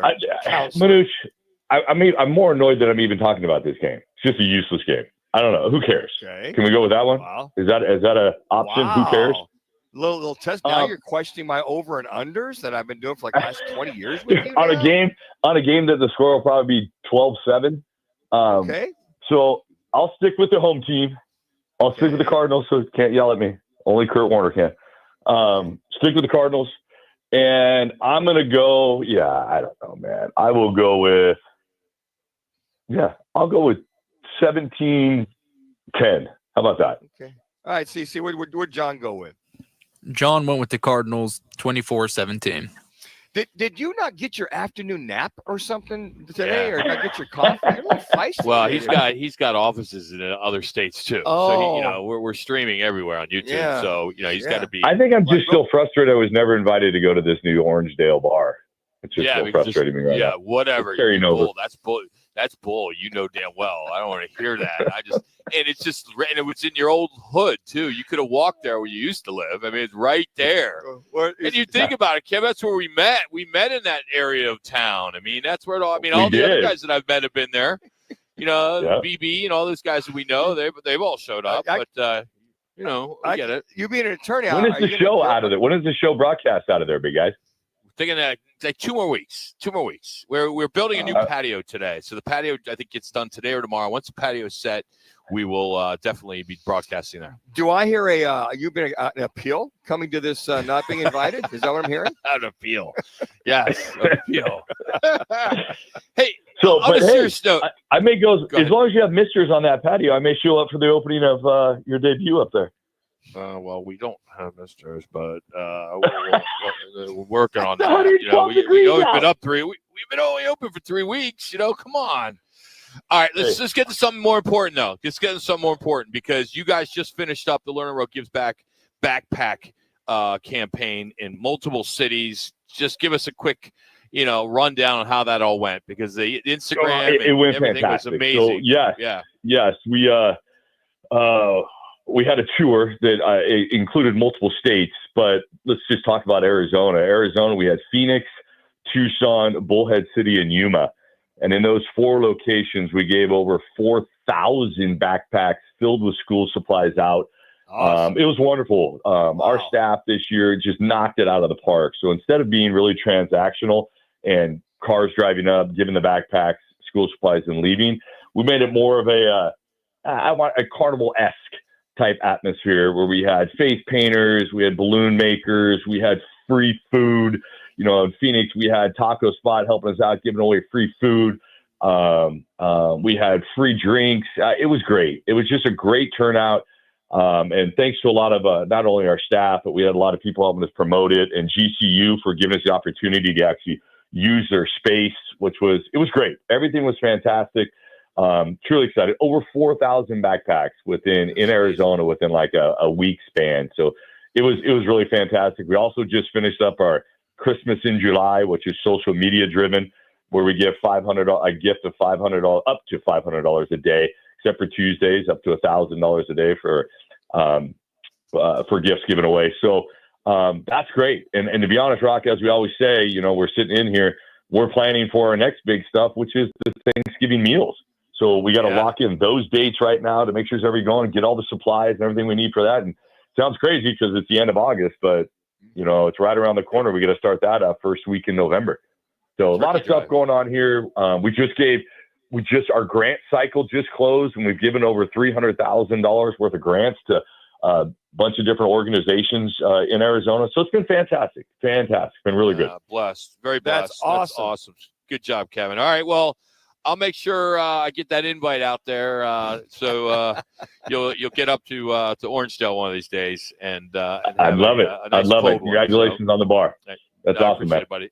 All right, I'll talk to you soon. Take care, That's Kevin Rowe joining us. Lerner Rowe Gives Back and Lerner and Rowe for our over/under contest. We do it every week. Coming up, Scott Spreitzer from DocSports.com will help us break down the betting board. We got Vikings at Titans. Iowa State, Kansas State, which is in Dublin tomorrow. Fresno State getting 2 touchdowns at Kansas. And yes, the Raiders and the Cardinals in preseason action. Who's the smart money on? Scott will tell us next. But first, here's Connor with another Twin Peaks ESPN 620 update.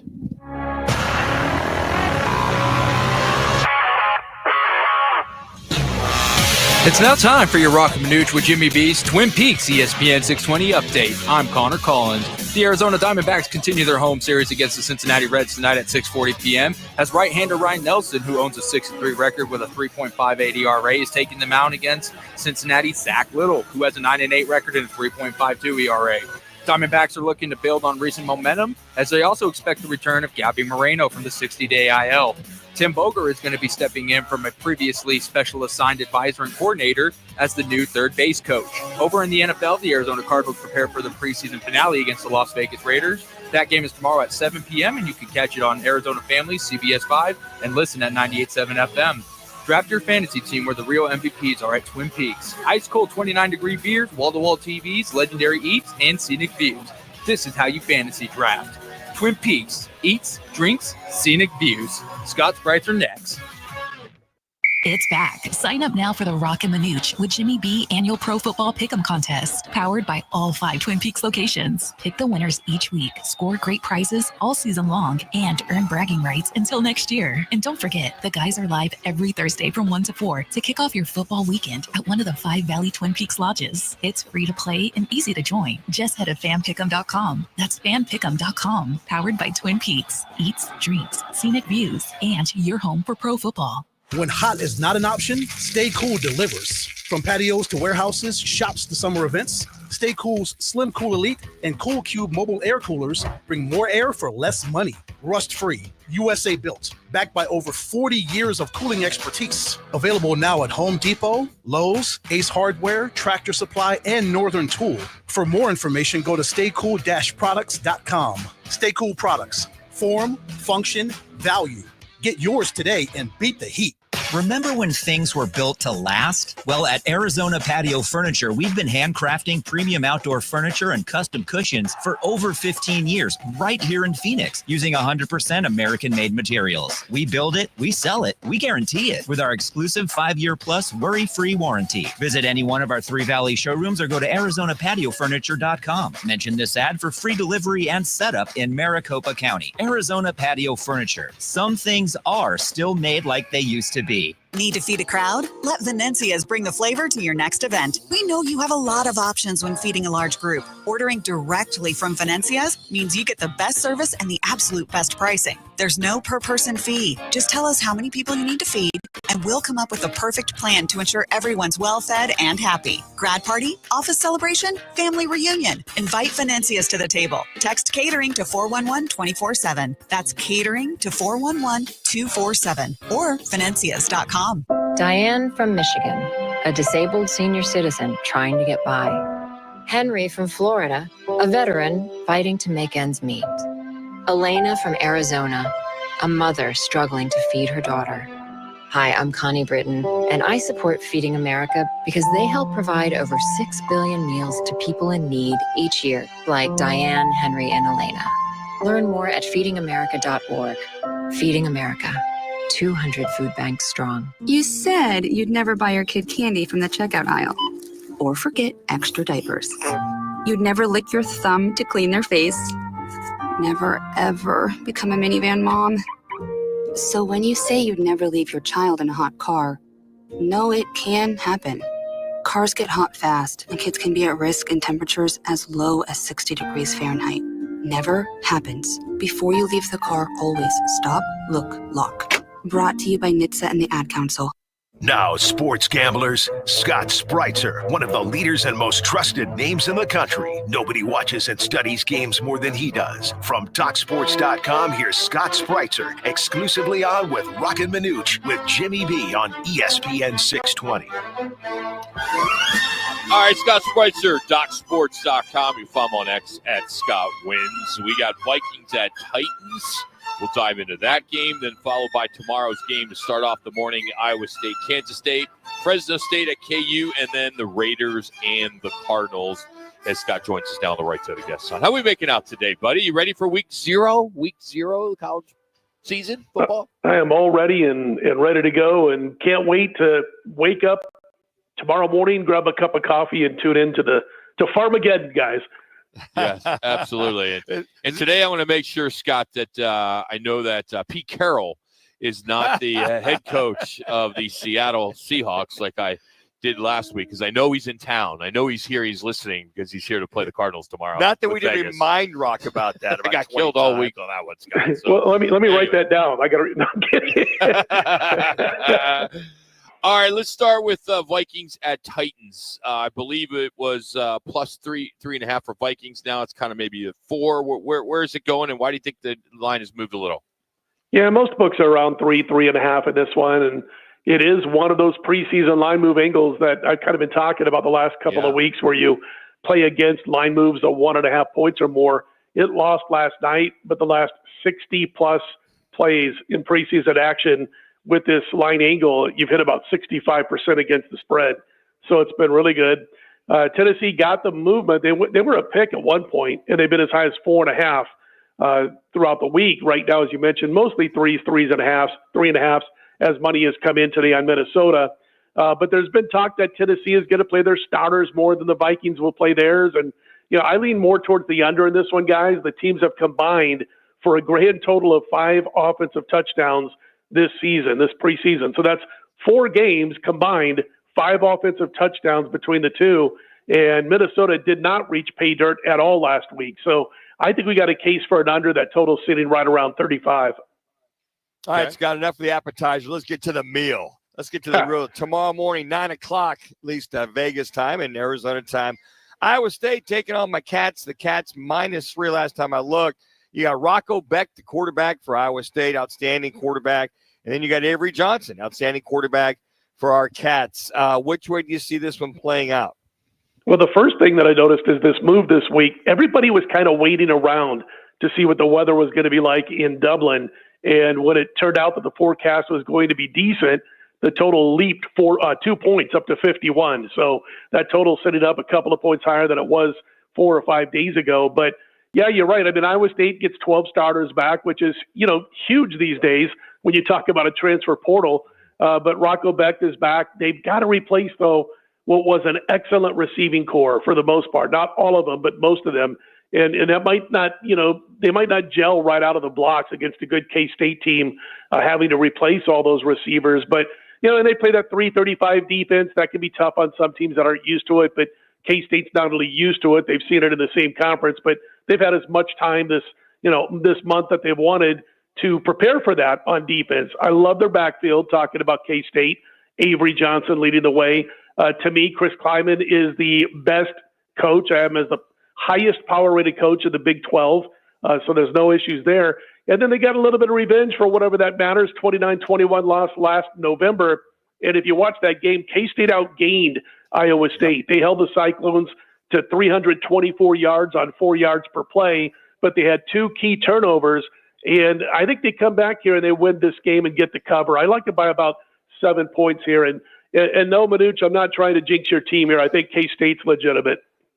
Well, we appreciate it. By the way, it's a 3-3-5 defense. So next time you talk to those football guys out there, that 3-3-3-35, I thought that was a kickoff there for a second. So it's 3-3-5 defense. All right, Fresno State at Kansas. This spread looks like it's moved a little bit. I see right now one book here. DraftKings has it at plus 14 for Fresno State, led by E.J. Warner, Kurt Warner's son. How are you handicapping this one? Yeah, it's been as high as 14 in this game, and right now most books have 13.5. When I talk about the defense, can I say 43 or do I have to say 4-3? Yeah, it's 4-3. 4-3 front. 4-3 front. So the Jayhawks, again, they've been as high as 14. They're going to open their refurbished stadium that they spent gazillions on. That was a boring stadium. It's supposed to be pretty hot now, but so I think emotions will be high at kickoff for Kansas, but that'll go away after a couple of plays. Just like Kansas State, I'm a fan of the Kansas coach. I like Lance Leipold. And his team lost, 5 games last year by 1 score and finished 5-7. So Jalen Daniels is back at QB. What bothers me a little bit, guys, is that Jalen Daniels, who was a Heisman candidate before last season, he made some really bad decisions that led to those 5 close losses. So it's not like it was bad luck. I mean, I remember watching him against UNLV. They should have won that game, Kansas. He made some really bad decisions in the passing game and allowed a team they had dead to rights come back and beat him. So it is worrisome, and you got to pay attention to Jalen Daniels and see if he's matured with his decision-making. I do like the hire of Matt Lentz at Fresno. Obviously, as you mentioned, Kurt Warner's kid now playing quarterback there. Lentz, of course, was with North Dakota State. We know how well that program has been. But they've got to replace about 75% of their offensive production, talking about Fresno. And the defense lost about everyone. I mean, I think they have 3 starters back as they head into this season. So I think it's a tough spot for the Bulldogs. Little hesitant to have to lay 2 touchdowns with Kansas, but if I was going to jump in, that would be the way I would go. I know we were going to get to the NFL game tomorrow, but just because UNLV is in your backyard, Dan Mullen takes over as the head coach, and there's a lot of buzz there. I have some good friends that work there, but this spread 29.5. How are you handicapping this one? I mean, I know a lot of buzz right now with UNLV. They got a lot of NIL money. Yeah, this is one of those nobody knows nothing about nothing. Because UNLV has had to replace, some 40-odd players, ins and outs as far as transfers are concerned. And, they lost a lot of what got them deep into the season and into the bowl season last year and got them a win in the bowl season. They not only lost their head coach, who's on to Purdue, who did a great job out here, but the bottom line is, and I'm glad they hired Dan Mullen. I think that's a fantastic hire. It gets them a lot of attention that they haven't had before. But, man, they've had to replace so much. And he's done a great job of bringing transfers in, as you mentioned, new facilities for practicing and all that the last couple of years, the great stadium they play in, or the Raiders play. And so they're able to draw some better talent than they have in the past 30 years of football. But, man, I tell you, a few years ago, they played Idaho State quite a bit. And UNLV with bad teams has beaten Idaho State, like 60-20, 56-14. Idaho State was a little better last year, but I can't lay the points. I got to see what UNLV looks like. I'll probably be looking at UNLV for 2 games before I think about jumping in, guys. It's just so many new parts, including the coaching staff. All right, good. That's fair. All right. Last but not least, the Raiders in town to take on the Cardinals. Minus 2.5 to the Raiders last time I looked. And when handicapping a game where Pete Carroll of the Raiders is coaching, how important is it he wants to win preseason games, or does that matter when you guys are handicapping? Yeah, normally, especially in the past, 5-10 years ago, that used to mean a lot. But, he's already stated before this preseason began that, the Raiders are going to win at least 10 games, if not more. I get the hype. You're trying to get your team to believe in itself and develop that culture. He also said he wanted to win preseason games, and he's yet to do that. So their offense right now, their backups don't look good at all to me. Cam Miller, he was bad. We probably see him a lot in this game. Hasn't looked too good. O'Connell, I'm not trying to pick on this guy, but O'Connell from Purdue has been a disaster this preseason, making bad throws, bad reads. And guys, we're going to see how this translates in the regular season, but the Raiders do not look fundamentally sound at all. Whether it's been the starters or the backups in the game on defense, they've given up chunks of yardage on the ground. They've committed 17 penalties for 144 yards in 2 games. That used to be a badge of honor in the Raider organization, but not when you can't get to 500, right? So, listen, Jonathan Gannon says they're not going to likely, see Arizona starters or very few, if that, not unlike last week's approach at Denver. It's a lean towards Arizona because it fits that point spread angle. The Raiders open a 1.5-point dog. They're now a 2.5-point favorite. They've moved 4 points in their direction, and I would lean Arizona in this one. Just from everything I've seen from the Raiders, their backups do not look good right now. Hey, Scott, let me throw this at you. Stanford's traveling over to Hawaii, and Hawaii's a minus 2.5-point favorite. Has Stanford fallen that much, or Hawaii gotten that much better? I see the over-under is 50.5. I know it's over Hawaii, but isn't that unusual to see Stanford a dog to Hawaii? Yeah, and they were a 2.5-point favorite when the lines opened this summer at Stanford. So that's moved 4.5 to 5 points, depending on where you shop. And listen, Timmy Chang is getting a lot of publicity right now as this being his 4th season, and this is the time to put up or shut up, so to speak. His record's 13-25 in his first 3 years, so he was a much better quarterback on the islands than he's been a head coach. And with Hawaii now being a 2.5-point favorite, there's a chance it could get to 3. Everybody's on Hawaii, but here's what bothers me about laying points with Hawaii in this big move. Stanford's a lot bigger than them up front. And I think they can batter away at the undersized Hawaii defense, run the football right at them, eventually setting up the pass. So Stanford's not a good team, and Frank Reich is still using that interim coach thing a year. But as far as Hawaii, I don't like the looks of the offensive line. I don't trust their ground game until I see it actually fare well. We saw a poor ground game last year. Again, this is one of those things where you sit back and you watch and you take a lot of notes, but I'd have to lean Stanford in this one getting points. As always, buddy, thanks for the time. We'll talk to you next week. Take care, guys. Good luck. Scott Spreitzer, DocSports.com. Been handicapping with us for over 18 years. You can follow him on Twitter at Scott Wins. Well, we have pumpkin footballs. We got rookie injuries and a kicker hitting bombs. That's next. You're locked in with Roc and Manuch with Jimmy B. Live here on ESPN 620, also 98.7 HD-2, and streaming on the Arizona Sports app. This summer, escape the heat and head to Backyard Desert Ridge, where Valley sports fans go to play. Catch every big moment on 4 massive 10 by 18-foot LED screens and over 40 HD TVs. Fuel up with wings, nachos, and 45-plus beers or cocktails on tap. Then keep the party going with live DJs and reverse happy hour specials. And this fall, it's Forks Up at Backyard, your go-to spot to catch every Sun Devil football game all season long. Reserve your table now at BackyardUSA.com. Hey, it's Kevin Rowe from Lerner and Rowe, trusted across Arizona for helping injured people after serious car wrecks.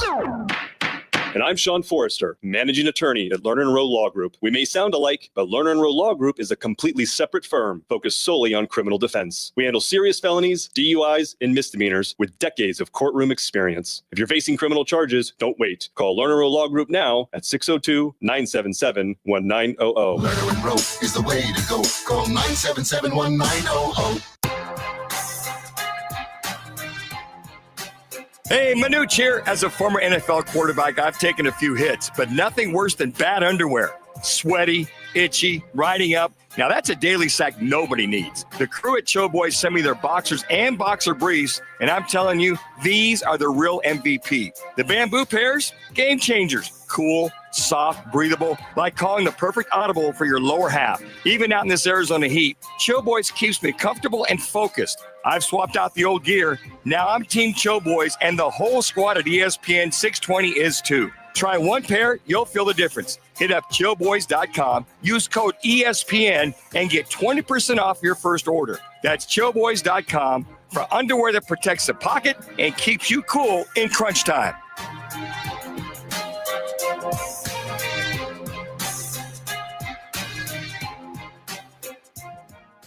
Craving sushi with a twist? Welcome to Rock Lobster, Chandler's vibrant and trendy sushi destination, where energy meets elegance. From bold wok-fired dishes to creative handcrafted rolls and cocktails, every bite brings the flavor. Every visit brings the vibe. Join us for lunch, dinner, or happy hour Monday through Friday, or even a date night. Find us at Price and Queen Creek in Ocotillo. That's Rock Lobster, where sushi gets social. When even my easy run became impossible, my buddies told me to go to VA. I don't know exactly what I was exposed to while I was serving, but I know that because of the PACT Act, I qualify for VA healthcare and disability benefits. I get treatment from top doctors trained in military exposures, and I get monthly tax-free disability compensation. With VA healthcare and benefits, I can keep going. Get what you earn. Visit choose.va.gov. Not all veterans are eligible for this hyper amount of benefits mentioned here.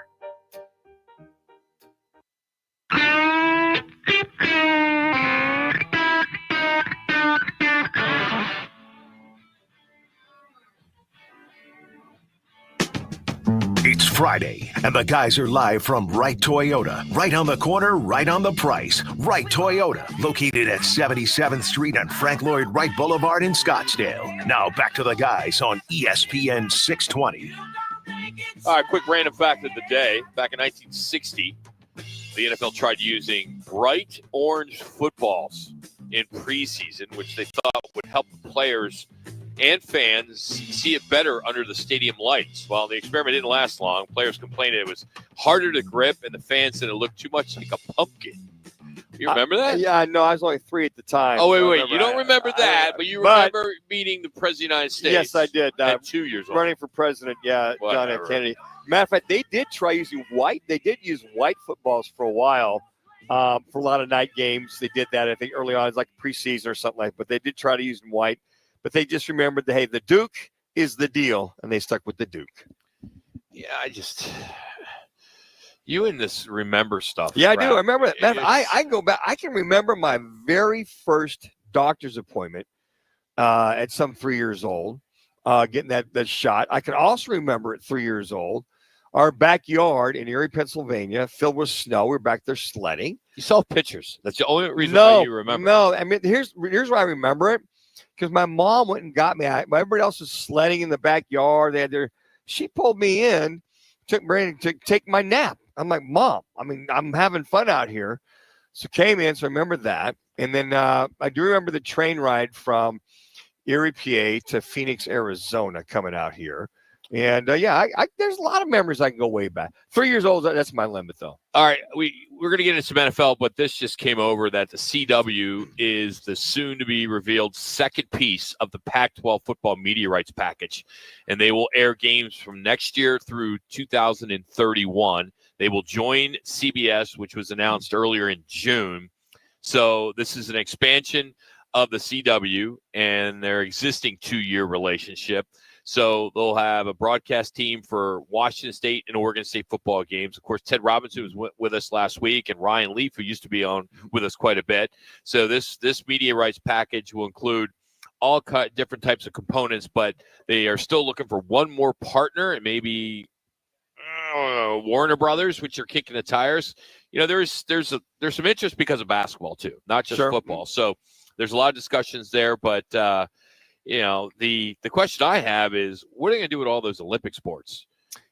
some say they may end up under the ESPN's new direct-to-consumer platform. The thing that we talked about the other day, where the Diamondbacks may end up going on ESPN. You won't be able to get it on MLB.com. So it's going to be interesting. A lot of changes here. Well, and in line with all the Mountain West, the guys that are coming from Mountain West over to the Pac-12, that timing is good in reference to all that being said. But I think that those folks that do follow the Boise States and the Fresno States want to have somewhere where they can go once they get to the Pac-12. And obviously Washington State and Oregon State, the last of the Mohicans, so to speak, to have those two as kind of the catbirds of the conference, to give it some credence from that standpoint. All right, a little early, but let's get to football at 50 NFL-wise, as the deal that came down today as the Washington Commanders have traded running back Brian Robinson to the San Francisco 49ers for a 6th-round pick.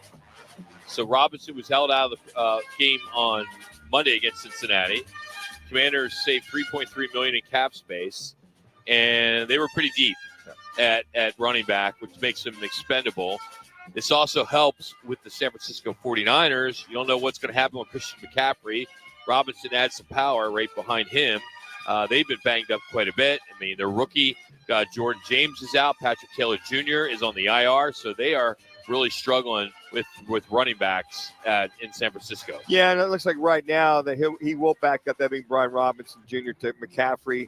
Isaac Guerrero and Jordan James, as you mentioned, questionable. So, yeah, they're thin. And also to their receiving core, aside from their starters with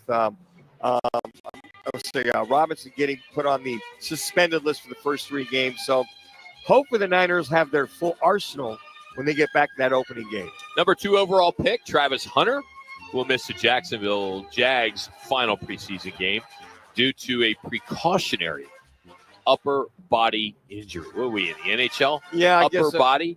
He might have tweaked the shoulder or something like that. The way that they're going to use him now, but they're saying he will start as a receiver. He will periodically go in as a defensive back, maybe a nickel back. But they just realized for this young man to play, if you played 50 plays on offense, another 45 or 50, you just won't hold up. You just can't. You just don't hold up.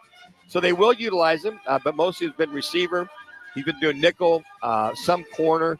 But I think it's just going to be a spot. Some guys that need a break. Or the other dilemma they're going to have is if one of the corners goes down or slot corners goes down, do they start him? And do they have the guys on offense to replace him as far as a receiver? They just see more of his value as a receiver and more of a backup or slot corner on the defensive side. The New York Giants, they finished their preseason 3-0. They took care of the Patriots 42-10 yesterday. Everyone's talking about Jackson Dart. A lot of high praise. It looks as though he will be their guy and get it going there in New York. Well, he'll be the guy to back up Russell Wilson.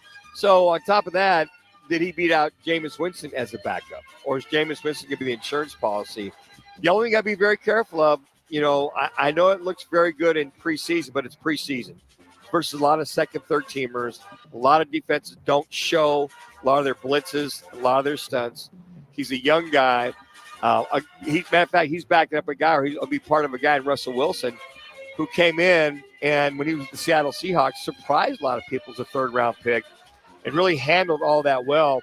Pete Carroll took a chance to start Russell Wilson. I don't think Brian Daboll is going to take a chance to start Jackson Dart ahead of Russell Wilson for that particular team. But you never know. 1st-round draft choice. We've seen that happen before. A guy named Eli Manning was backing up a guy named Kurt Warner, and he went there after the 5th game. Well, for New Yorkers, get ready. Back page will be Giants again once again this year. I don't think Jets are they competing this year? They will. Do they have a team? Yeah, I think Justin Fields is going to help them out as far as being a solid quarterback. They've got a decent defense. I don't know. I just think in that division, I think I look at that AFC East. I see Buffalo. I see the Jets. I see Miami, and I see the Colts. I think with Danny Dimes being the starter for the Colts, I don't necessarily see them stepping up that much. But that conference, I got to believe the Jets can push for a wild card. Come on, if everybody stays healthy. Yeah, they feel that way. It's so refreshing that the last couple of years when you turn on ESPN it wasn't all Jets, and Aaron Rodgers. Right. And right now, I don't know what's worse: Jets, or Jerry Jones and Cowboys. Cowboys. Yeah. You think Cowboys are worse than Jets? Oh, it's ad nauseum. It's so much. I don't know, man. I think that the power of New York trumps Jerry Jones. I'm sorry. It was so bad the last few years. It was all Aaron Rodgers. He got hurt the first year. We never heard the end of that. And then brutal. And then so brutal. And then last year he played the entire year. I mean, they had a decent year. Now, can Justin Fields expand upon that? Can he get their offense going? If the defense can hold their own. But I got to imagine that the Buffalo Bills will they should win that AFC East once again. And you might have some Miami's the mystery. I mean, if Tua goes down, your season's pretty much shot. But they faded last year big time. Speaking of season, it's not going to be shot, but it's going to get off to a slow start, and that's the Steelers' first-round pick. Defensive lineman Derek Harmon, he was carted off the field during last night's preseason game against the Panthers and sustained a knee sprain. And right now they're saying he's out for at least a month. Yeah, if you hear knee sprain, I think of meniscus. It's the first thing I think of. And not that you can't have a meniscus surgery if that's it. And usually it's about a month to 5 weeks if he has any kind of surgery. I got to imagine they got to do something without going and scope that thing. One other story, Lamar Jackson is dealing with a lingering football injury. Of course it's a football injury, but it's a foot injury. And there's some questioning that's been raised that the Baltimore Ravens are not being transparent. The team insists that it's minor, but ESPN's Adam Schefter thinks there should be more concern and that it may be worse than what people are publicly stating. Well, you see the guard stepped on his foot. The guard was reaching, stepped on his foot. Now, that could be that's a big dude. This guy's 320, steps all that weight coming down your run over by a car. Yeah, it really is. So they said, John Harbaugh said he'll be just fine. He'll be good to go. I mean, it's a bruise. It's a foot injury. What does the NFL need? Yeah. How deep it is? Is there black and blue? I mean, I don't know what else they need. All right, Football 50 is brought to you by G2G Protein Bars. You can find the refrigerator section in Costco and online at g2gbar.com. Grab and go goodness. They've been doing it since 2010, right now on sale at Costco. Well, we all know week 0 is here. College football is back. It all starts in Dublin with a top 25 clash. We're going to get into that. We have a $3 million quarterback from Chandler High School. We're going to get into that as well, who is chasing some Patrick Mahomes comparisons. And the very first steps into the new 12-team playoff era, week 0 isn't small, it's massive. And we also got Mighty Mac, Mark McMillian, and we will talk to him about the Raiders. That's all coming up in hour number 3. It's Roc and Manuch, Jimmy B, powered by Wright Toyota.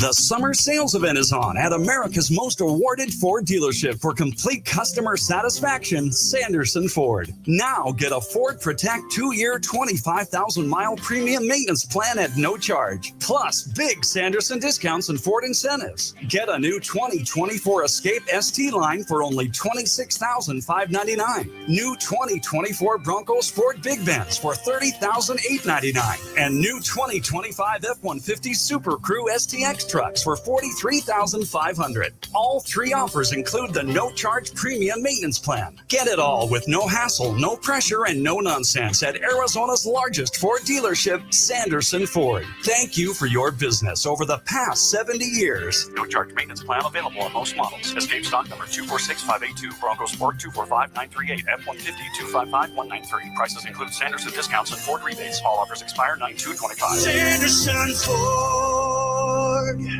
It's Gatos. And America Roofing isn't just about fixing or replacing your roof. They're here in the community and they're ready to help. America Roofing will be donating a portion of all repairs or all replacements to the kids and the families at Phoenix Children's Hospital this year. When you call America Roofing and they repair or replace your roof, a portion of that is going to the kids at Phoenix Children's. And we're so grateful that America Roofing is part of the Big Give-a-thon this year. Thank you, America Roofing, for helping the kids at Phoenix Children's. Mommy, can I sit in the front seat just this one time? Please, please, please.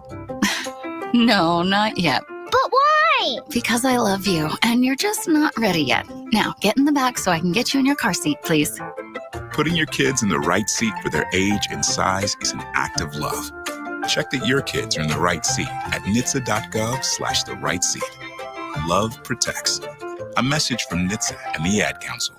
Arizona's headquarters for Toyotas is Wright Toyota. Hey, Rock, for my friends at Wright Toyota in Scottsdale. You will always find the right deal at Wright Toyota. Wright Toyota has been driving Arizona's home for years with their amazing service, pricing, and great selections. I encourage you to discover the difference at Wright Toyota.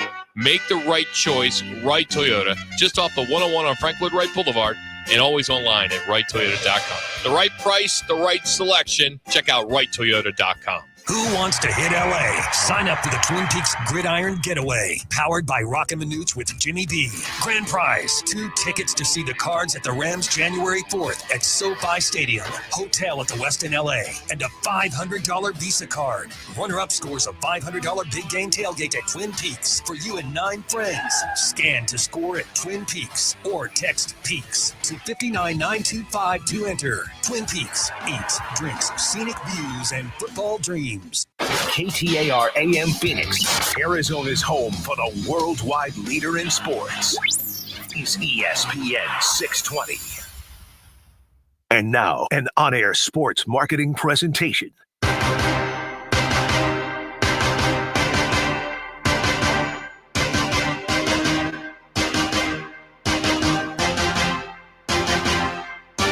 It's Roc and Manuch with Jimmy B. Now on ESPN 620, 98.7 FM HD-2, and streaming live at arizonasports.com. The guys are powered by the law offices of Lerner and Rowe. In a wreck and need a check? Make one call, that's all. 602-977-1900. And now on your ESPN station in Phoenix, ESPN 620, Roc and Manuch with Jimmy B.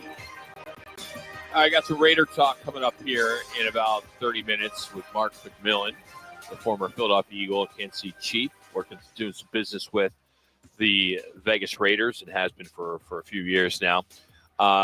Some college football headlines today as Week 0 is set for tomorrow with Iowa State and Kansas State in Dublin. It's kind of like a bowl-like excitement early on here, and they're calling Farmageddon rivalry, which gets this international rematch and kind of sets the tone for the season with Week 0. And Manucci just showed me a picture of a few people traveling over there from Manhattan. I'd want to get the hell out of there too. I can see go to Ireland. Well, all the alumni from around the nation, they had a big pep rally, and the pep rally for K-State, they had to turn people away because it's too crowded.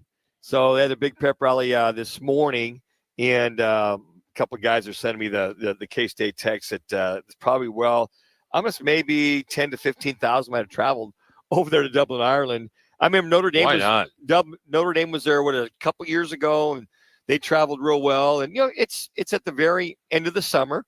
Folks want to maybe turn it into a vacation, go watch your favorite football team in Dublin. I'm sure there's some Cyclone fans that are over there as well too. But the Cats, as you know, Rock, travel very, very well. Chandler High School. Dylan Raiola. Mm-hmm. This guy generated more than $3 million in NIL deals before this season started. He's a 5-star sophomore, as I mentioned, from Chandler. He's not only drawing comparisons to Patrick Mahomes, even Mahomes chimed in, proving that, I can see some of that. Yeah. So here we are. The games haven't even started for him, but I'm anxious to see if this is going to be one of these years for this kid where he is going to be a Heisman Trophy candidate. Well, his freshman year had a good year last year. Yeah. I got hurt. I don't think he finished the season, but he's talented. Put some pieces around him. I don't know if he has a Heisman Trophy year. I think they want to see him grow in a couple other areas, but they like him. Matter of fact, this is a young man that left Chandler High School, went back to Georgia, played there. Remember, he was originally committed to Georgia. Mm-hmm. And then his uncle was the offensive line coach in Nebraska. His dad, obviously, was a Nebraska grad. So is this the dichotomy, how that all broke down? Worked out. It worked out. He switched, he flipped to Nebraska, started last year, is getting paid, as you mentioned. And I think that he's still got some areas to develop. If they put some pieces around him, this kid could be a very, very good and maybe a potential Heisman Trophy candidate. I would say next year, not this year. So for your schedule tomorrow, 9 o'clock ESPN, no game day. Game day will be in Columbus next week. But that is the first game to get started at 9 a.m.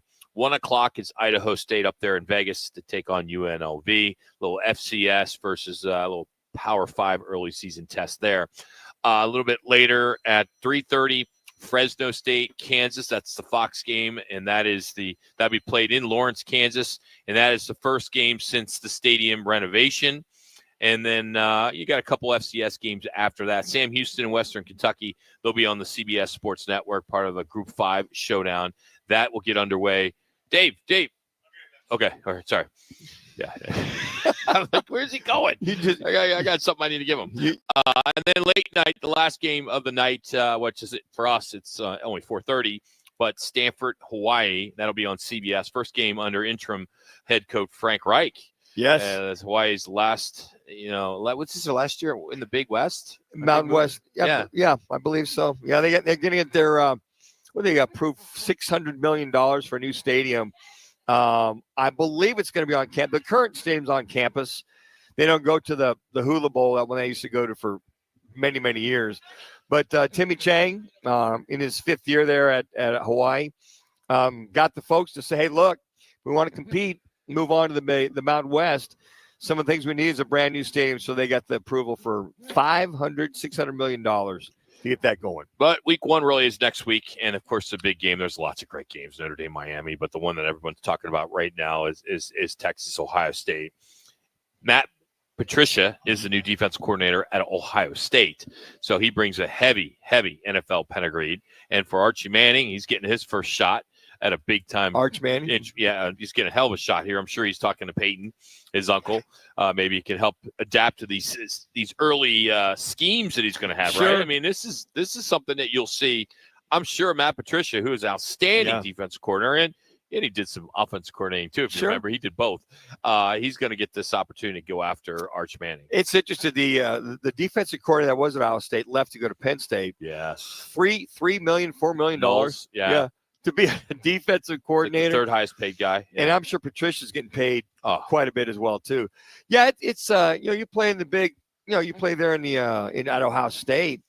Your first start, I mean, depends what this Ohio State defense throws at Texas. Arch Manning is it's his first year of starting. They lost, that being Texas, 12 players to the National Football League in the draft. So I just want to see how he handles it. But I'm just, you lean toward Ohio State with all the guys that they've got coming back, got their brand new quarterback. It's going to be a very good game. I would say one of the best all-time opening weekend games that I think I can imagine. I'm trying to think over the years that was such publicity that they've had. I can't think of one with 1 and 2 starting the season off and playing in such a big venue. The way that this NIL money came back to the schools was there's so much money, and then it has to go through a process to get cleared, right? You had to get approved. Ross Dillinger just posted on Twitter earlier today that this came out from the College Sports Commission that 5,100 NIL deals have been cleared, ranging from $600 to $1.5 million.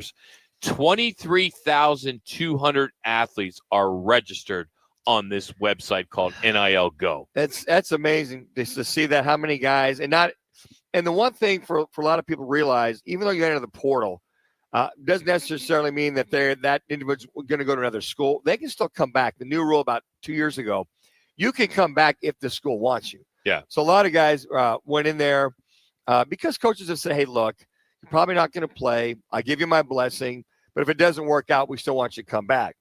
For a lot of the preferred walk-ons, that had to leave, that got cut, they're in that portal. They've moved on. Now, I will say this. A lot of the freshmen and sophomores that were preferred walk-ons, the junior colleges are also involved with preferred walk-ons they went to. Also in junior colleges, there's NIL money. So there's small colleges. Every junior college school you can imagine, Division II, III, there's some form of NIL money that sponsors will pay into. Matter of fact, I know there's a couple schools that I got quarterbacks at. Saginaw State is one of them. Yeah, I get the proverbial, hey, can you donate to the program? With their fundraiser.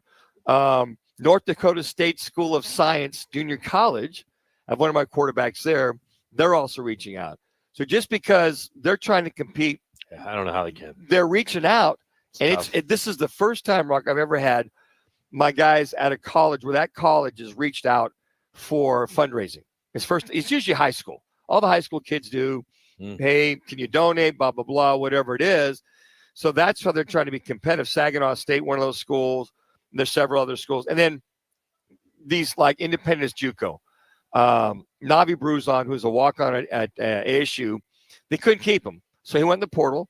So Independent JUCO in Kansas, the Jayhawk League, great JUCO league, they picked him up, gave him some NIL money besides a full scholarship. So there is money at the lower levels, just not the capacity you're seeing in D1. If you missed it yesterday, the Southeastern Conference, the SEC, has confirmed it will move from 8 to 9 conference games beginning next season. Each team will have 3 protected, rivalry games. For example, Tennessee retains their matchup with Alabama and Vanderbilt, and then they're going to have to find a third rival. So this will be really interesting on how this all works out. Some new rule changes for this season.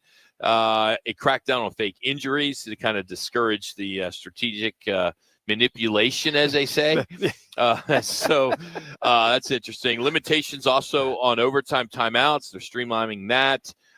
Some other tweaks to college football playoff seating procedures, an earlier kickoff for the Rose Bowl, which, they hate that with the Rose Bowl parade, and the addition to 2 new programs, part of D1.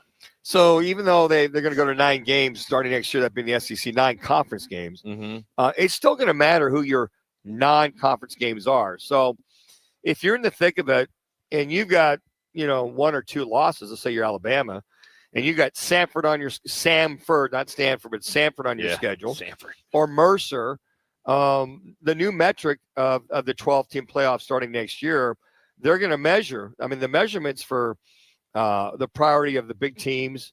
And if you play, say Bama loses to Penn State, they won't weight that quite so much because they know that's a big game. But if you lose or don't blow the doors out of Samford or Mercer or Bangor Maine Tech, that'll weigh against you as well, too. So I'm glad that they're redoing it with the new metric. So now that these non-conference games mean something, and it spurred the SEC to go, you know what? We got to get on board. We got to get these non-conference games. Because if we got 4 non-conference, all of a sudden, see, if you got the 4 non-conference, all of a sudden you better schedule powerhouses as part of those non-conferences. Mark McMillian will join us here in about 15 minutes, right after Manuch's clipboard report coming up. You look at the last preseason of the game for the Cardinals as they play the Raiders tomorrow. So that is all next as we continue from Wright Toyota. It's Roc and Manuch with Jimmy B right here on ESPN 620 and 98.7 HD2. Draft your fantasy team where the real MVPs are at Twin Peaks. Ice cold beverages, wall-to-wall TVs, legendary eats, and scenic views. This is how you fantasy draft. Commissioners score a $50 bonus card, plus $5 for every drafter at the lodge. Lock in your draft party now at TwinPeaksRestaurant.com/fantasy draft. Or better yet, just stop into one of 5 Valley Twin Peaks lodges. Twin Peaks, the ultimate draft day destination. Attention golf lovers and putting enthusiasts. Are you ready to elevate your game? At Putting World, we've got cutting-edge technology that'll have you sinking putts like a pro. With high-tech simulators and expert coaches, you'll be on your way to mastering that tricky 6-footer in no time. Check us out at puttingworld.com. Whether you're a seasoned golfer or a newbie who thinks a hole-in-one is just a fancy donut, there's a place for you at Putting World. Eat it, drink it, sink it. Putting World. I was in a wreck. I need a check. Lerner and Rowe is the way to go. I was in a wreck. I need a check. Lerner and Rowe is the way to go. I was in a wreck. I need a check. Lerner and Rowe is the way to go. I'm Kevin Rowe from Lerner and Rowe, and we've been serving Arizonans for 20 years. Make the best choice after an accident. Call 977-1900. That's 977-1900. Lerner and Rowe is the way to go. Call 977-1900. 977-1900. When hot is not an option, Stay Cool delivers. From patios to warehouses, shops to summer events, Stay Cool's Slim Cool Elite and Cool Cube mobile air coolers bring more air for less money. Rust-free, USA built, backed by over 40 years of cooling expertise. Available now at Home Depot, Lowe's, Ace Hardware, Tractor Supply, and Northern Tool. For more information, go to staycool-products.com. Stay Cool Products. Form, function, value. Get yours today and beat the heat. Need to feed a crowd? Let Venencia's bring the flavor to your next event. We know you have a lot of options when feeding a large group. Ordering directly from Venencia's means you get the best service and the absolute best pricing. There's no per-person fee. Just tell us how many people you need to feed, and we'll come up with the perfect plan to ensure everyone's well-fed and happy. Grad party, office celebration, family reunion. Invite Venencia's to the table. Text catering to 411-24/7. That's catering to 411-247 or Venencias.com. Diane from Michigan, a disabled senior citizen trying to get by. Henry from Florida, a veteran fighting to make ends meet. Elena from Arizona, a mother struggling to feed her daughter. Hi, I'm Connie Britton, and I support Feeding America because they help provide over 6 billion meals to people in need each year, like Diane, Henry, and Elena. Learn more at feedingamerica.org. Feeding America, 200 food banks strong. Time for Manuch to do what he does best. Hold the clipboard. As Manuch takes slides, hit, keeps the ball 15, 20, 25, 30, 35, 40, 45, 50, 45, 40, 35, 30, 25, 20, 50, and he's hauled down from behind at the 10-yard line. Manucci was wondering would he run out of gas or run out of field, and he did a little of both. Manuch dives into last weekend's quarterback play across the NFL. It's Manuch's Clipboard Report, exclusively on Roc and Manuch with Jimmy B on ESPN 620. Going to run it on first down to the left. James Conner past the 25-30, 35-40, 45-50. Conner breaks a tackle 35-30 and finally run out of bounds inside the 30-yard line at about the 28. That'll go for 52 yards for James Conner. All right, Arizona Sports with the call. Typically, we usually recap last week here for our clipboard, but we're going to do a little preview for tomorrow night's Raiders game. By the way, Mark McMillian from the Raiders will join us here in about 10 minutes. But let's get started here when we look at this Manuch's clipboard report. So, Manuch, when you look at Jonathan Gannon, what do you think is going through his mind, and what does he want to see the most of from each the offense and the defensive side tomorrow in Game 3? I think he bemoaned the fact about lack of fundamentals last week, right? The Denver Broncos game. And we just feel we just washed that one away, as ugly as that was. But I think what he wants to see from everybody, whether you're a starter or not, second team, third team, he wants to see fundamentals. He wants to see more energy. He wants to see guys get the right assignments down, get lined up properly, get to where you're supposed to be. And if there's one thing with a lot of the sound bites heard from Jonathan Gannon in his voice, you could tell he was frustrated. He was really frustrated. And it was kind of like, you know what? We've had OTAs, we've had mini camps, and we've had about 4 weeks of camp. Guys shouldn't play that way. Guys shouldn't be out of position. And guys should have shown more than what he saw. So I think a market improvement in the intensity, market improvement in that, what the mantra was, the friction. That's what he's been using. That's what he wants to see. He wants to see guys make tackles, get off blocks, make the right block, make the catches, quarterback put the ball in the right spot. Hey, offensive line, how about you get to your right positioning as far as run plays? And let's give our quarterback some pass protection. So I think he's really looking for an overall improvement in energy, fundamentals, and understand that this is your last opportunity if you're going to make this team. All right, speaking of making this team, and I think you will, and that's Clayton Tune. If you recall, he had signed a 4-year, $4.1 million contract to be with the Cardinals. He got like a $350,000 signing bonus. So he's getting about $1 million a year to be a third-string quarterback. Will they keep? They'll keep 3, right? Yeah, they'll keep 3. He's not going to be on the practice squad. They'll keep 3. Yeah, he rotated between the practice squad and coming on. So you're going to have Jacoby Brissett back and up Kyler, which I like. I think with Clayton Tune, I would play him the whole game, Rock. I would play him the entire game. I don't even know if there's another quarterback on the roster. If there is, there's another arm in camp. I'm not aware of him, or I haven't studied him.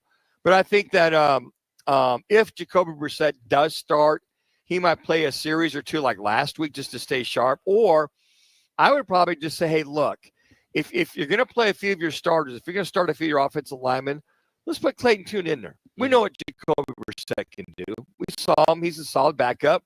He proved it. Let's put Jacoby Brissett in the lineup with some starters or second-team guys. Let's see how he does for a half, and let's see how he does in the second half. And just to prove to them, we got to play him that they feel comfortable, that they don't have to, look around for somebody else that might get cut, that they feel might be a better quarterback. So if I'm Clayton Tune, I'm looking forward to tomorrow night. I'm looking forward to, playing my butt off. And I'm looking forward to just being smart with the football and being productive. Now, in fairness to him, there's a lot of breakdowns up front with the offensive line, and there's a couple drops, and there were some bad routes. So if everybody can play much better with him at the quarterback, I think that's what Jonathan Gannon, especially Drew Petzing, wants to see as the offensive coordinator. With Clayton Tune, I play him the entire game. All right, there's some rookies on this defense. Who are a few rookies that you would like to see step up, and I'm sure Coach Gannon would too. Well, I think first and foremost, I want to see Will Johnson step up a little bit better. I mean, I believe he's going to start again, but watch him the first 2 weeks out of position. He blew one assignment on the one touchdown pass off to the left. It was like a little fade route or a wheel route. Stedham found the receiver on the left side. And what happened is you had Will Johnson, who's got responsibility. I'd say he dropped off and was a cover 3. He floated to the inside almost like a safety. So he lost coverage. He's got that outside third. So what happened is he saw the quarterback look right. He looked at the quarterback's eyes, which you can't do in this cover 3. And then the receiver just went right by him wide open. So those are some of the rookie mistakes you're going to make. But I think that he wants to see how he reacts more with responsibility. His cover skills in that game where he was trailing several times. I think that's what they want to see. Jordan Birch has showed me a lot of push, intensity, getting off the football. I think you want to see him. I think Cody Simon, who's been, he's looking to be the next Mike linebacker. Okay. You got Mac Wilson Sr. He's the guy now. But I think we need to see a little more improvement play. I thought I would see more out of him. Kid was a stud at Ohio State. Oh, big time. He was the dude. But what these guys find out, Rock, is that it's faster, bigger, stronger. But I think they want to see that, hey, we got this kid. He's a high-round pick. We want to see how he reacts. So he's another one of them. And then the young man that was at Saguaro High School, Denzel Burke, another Ohio Stater. I thought he's played fairly well. I just think that the young guys at corner, the young guys at slot, need to play, need to show, I think more than anything, that they can handle their assignments, whatever defensive play is called. And I think that's what Nick Rawls as a defensive coordinator needs to see in this last game. We're doing our Manuch's Clipboard Report here on ESPN 620 with Roc and Manuch with Jimmy B. All right, we know wins are not important in the preseason at all, but it does have a little bit of momentum going into the opener on September 7th against the Saints. So with that being said, what must be accomplished? Is it special teams? Is it, when it comes to making sure the kicking and the punting and all that is in line? Because those guys are playing the whole game. Yes, this is the last dress rehearsal. Yeah. He wants to see everything in place. Kickoff coverage has been woeful. Field goal kicking's been fine. Punt coverage has been fine. So I think that, your last preseason game, you've got to button up a lot of things. So I think what Monty Ossenfort's general manager wants to see is some of the question marks for certain players, if that's going to be answered. If they can't be answered, and that guys have got to be cut that are in second or third team roles, then who are some of the guys? He'll be looking at that waiver wire on Wednesday after the cuts on Tuesday. So I think that overall offensively, execute. You're not going to make every big play, but execute, eliminate the holding, take care of the football, and put some drive together, more physicality from his offensive line. On the defensive side, hey, mix in some tackles, don't blow your assignments, put some pressure on the quarterback, and let's see how the young guys cover.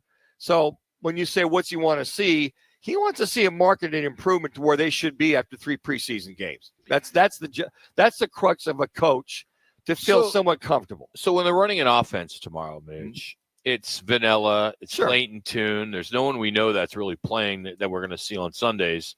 So what is it? What kind of offense is it? Well, he's going to run. They're going to run. They won't do a lot of movement, but they'll still run their offense. They know what the Raiders defense does. So they're not going to game plan it, but they know if they roll up in the 34 front or if they show certain coverages, Clayton Tune can still audible out of that. He still has a right to audible, get out of a bad play. So what they're going to run is, they run their basic offense. But why would they do that when it doesn't mean anything and you don't want the Saints? Well, you don't want to show the New Orleans Saints any new wrinkles whatsoever. Okay. So the Saints understand when you're getting ready for the Saints on September 7th, the scouts for the Saints have been watching the Cardinals defensively and offensively. So when you run the vanilla offense, it's still about, if you're going to run the vanilla offense, let's execute it. Let's not blow it off. Let's block. Running game with, I think when you look at DeMarcado and with Benson probably getting the majority of the running, I think those are some of the things that they want to see, how well they execute in the run game. And then DJ Dallas, as a running back and as a returner, how well does he make that happen? So defensively, it's been interesting. On the defensive side, Nick Ross has thrown some stunts and blitzes unlike he has in the last couple of years. So he's come after the quarterback a couple of times.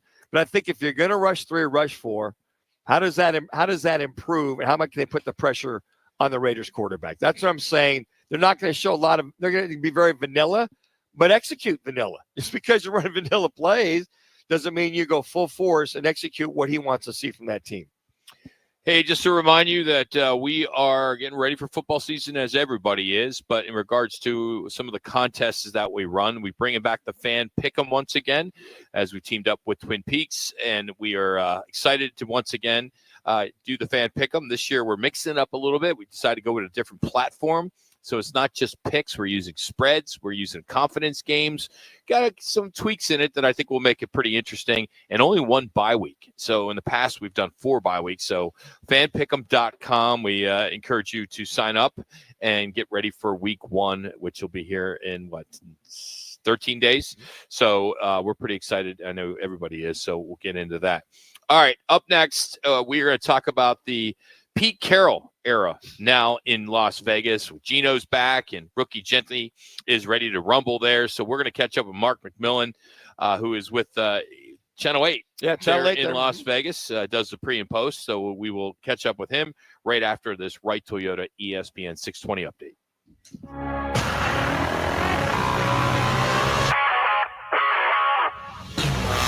It's now time for your Roc and Manuch with Jimmy B's Wright Toyota ESPN 620 update. I'm Connor Collins. The Arizona Diamondbacks continue their home game series against the Cincinnati Reds tonight at 6:40 p.m. with right-hander Ryan Nelson, who owns a 6-3 record and a 3.58 ERA, taking the mound for Arizona against Cincinnati's Zach Little. Zach has the set 9-8 record with a 3.52 ERA. The Diamondbacks are looking to build on recent momentum, as they're going to be looking for the return of Gabby Moreno from the 60-day IL, as well as Tim Boger, who was previously a specialty assignment advisor and coordinator in player development. He has been promoted to third base coach. Over in the NFL, the Arizona Cardinals prepare for their preseason finale against the Las Vegas Raiders tomorrow at 7 p.m., with the game airing on Arizona's Family, CBS 5, and on 98.7 FM Arizona Sports. This update is brought to you by Wright Toyota, where they got the right deal for everyone. Right on the corner, right on the price. Wright Toyota in Scottsdale. When it comes to sushi, reputation matters, and Sushi Brokers Arcadia has built theirs on being the best sushi in Arizona. From traditional rolls to bold fusion creations, like our crowd favorite, Seafood Dynamite, and the must-try sushi pizza. We've got something for everyone. Our famous happy hour is every day from 3 to 6:30 with fresh favorites like the California roll, spicy tuna roll, and the surf and turf roll topped with seared steak. Sushi Brokers Arcadia, 44th Street in Indian School. Brock for RightToyota.com.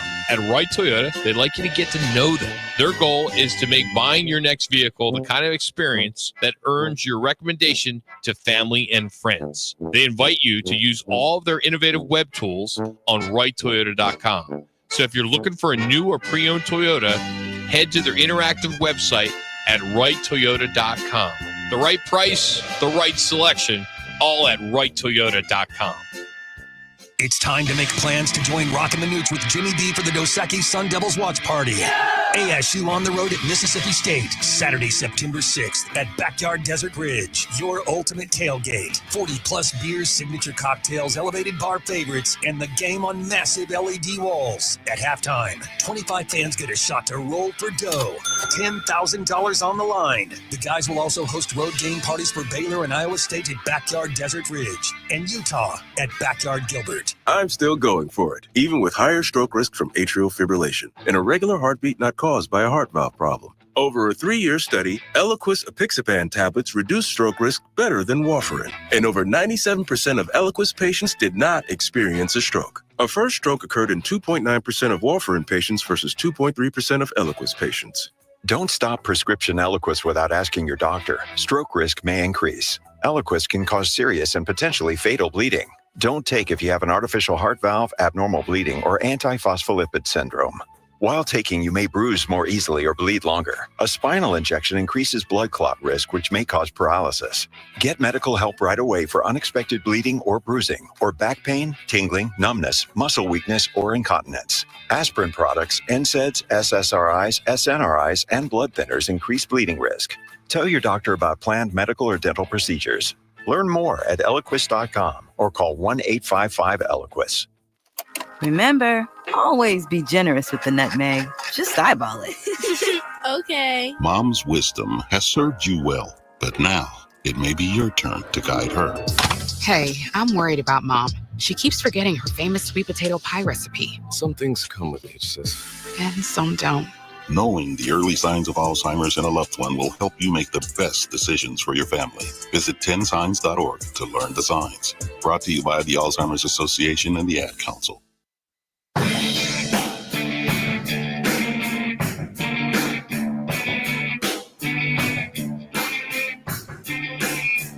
It's Friday, and the guys are live from Right Toyota. Right on the corner, right on the price. Right Toyota, located at 77th Street and Frank Lloyd Wright Boulevard in Scottsdale. Now back to the guys on ESPN 620.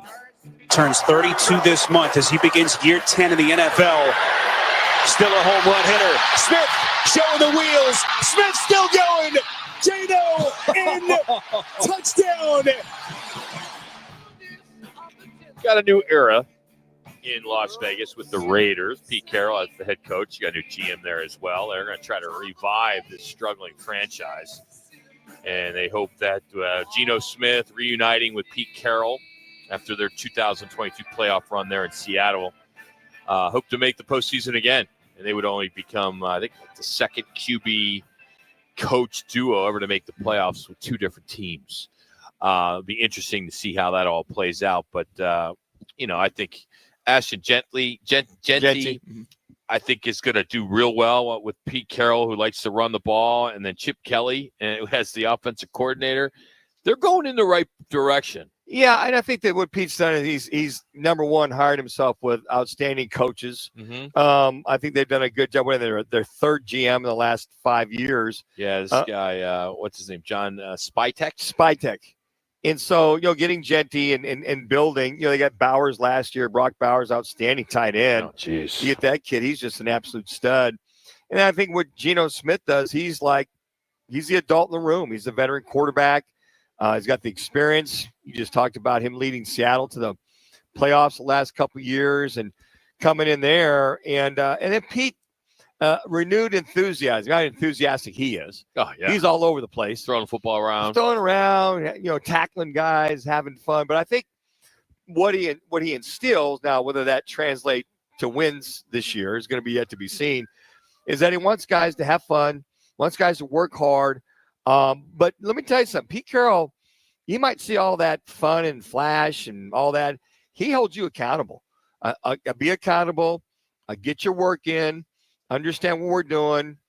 Show up on time. And the other thing, too, is that Pete is a very knowledgeable head coach as far as how to handle a team and handling a lot of the individuals that are on this team. And, he's going to go to the to his leaders on that team, the Max Crosbys of the world, and say, look, I need you to lead. Geno Smith, I need you to lead on the offense, and Crosby on the defense. So they've got some holes. I think it's just a matter of they get another 2 or 3 wins. Now, I will say this, I think they'll be very competitive. And I think to the point when Jonathan Gannon took over 3 years ago, as downtrodden to the Cardinals were, at least they were competitive and they were in games. Because I can think of maybe two or three games at the most with Gannon being here with the Cardinals that they have not been competitive or in a game. Because you think of the losses that the Cardinals had last year, they were either one score or by a field goal they lost. So I think that's what Pete will do with the Raiders. They'll be in games.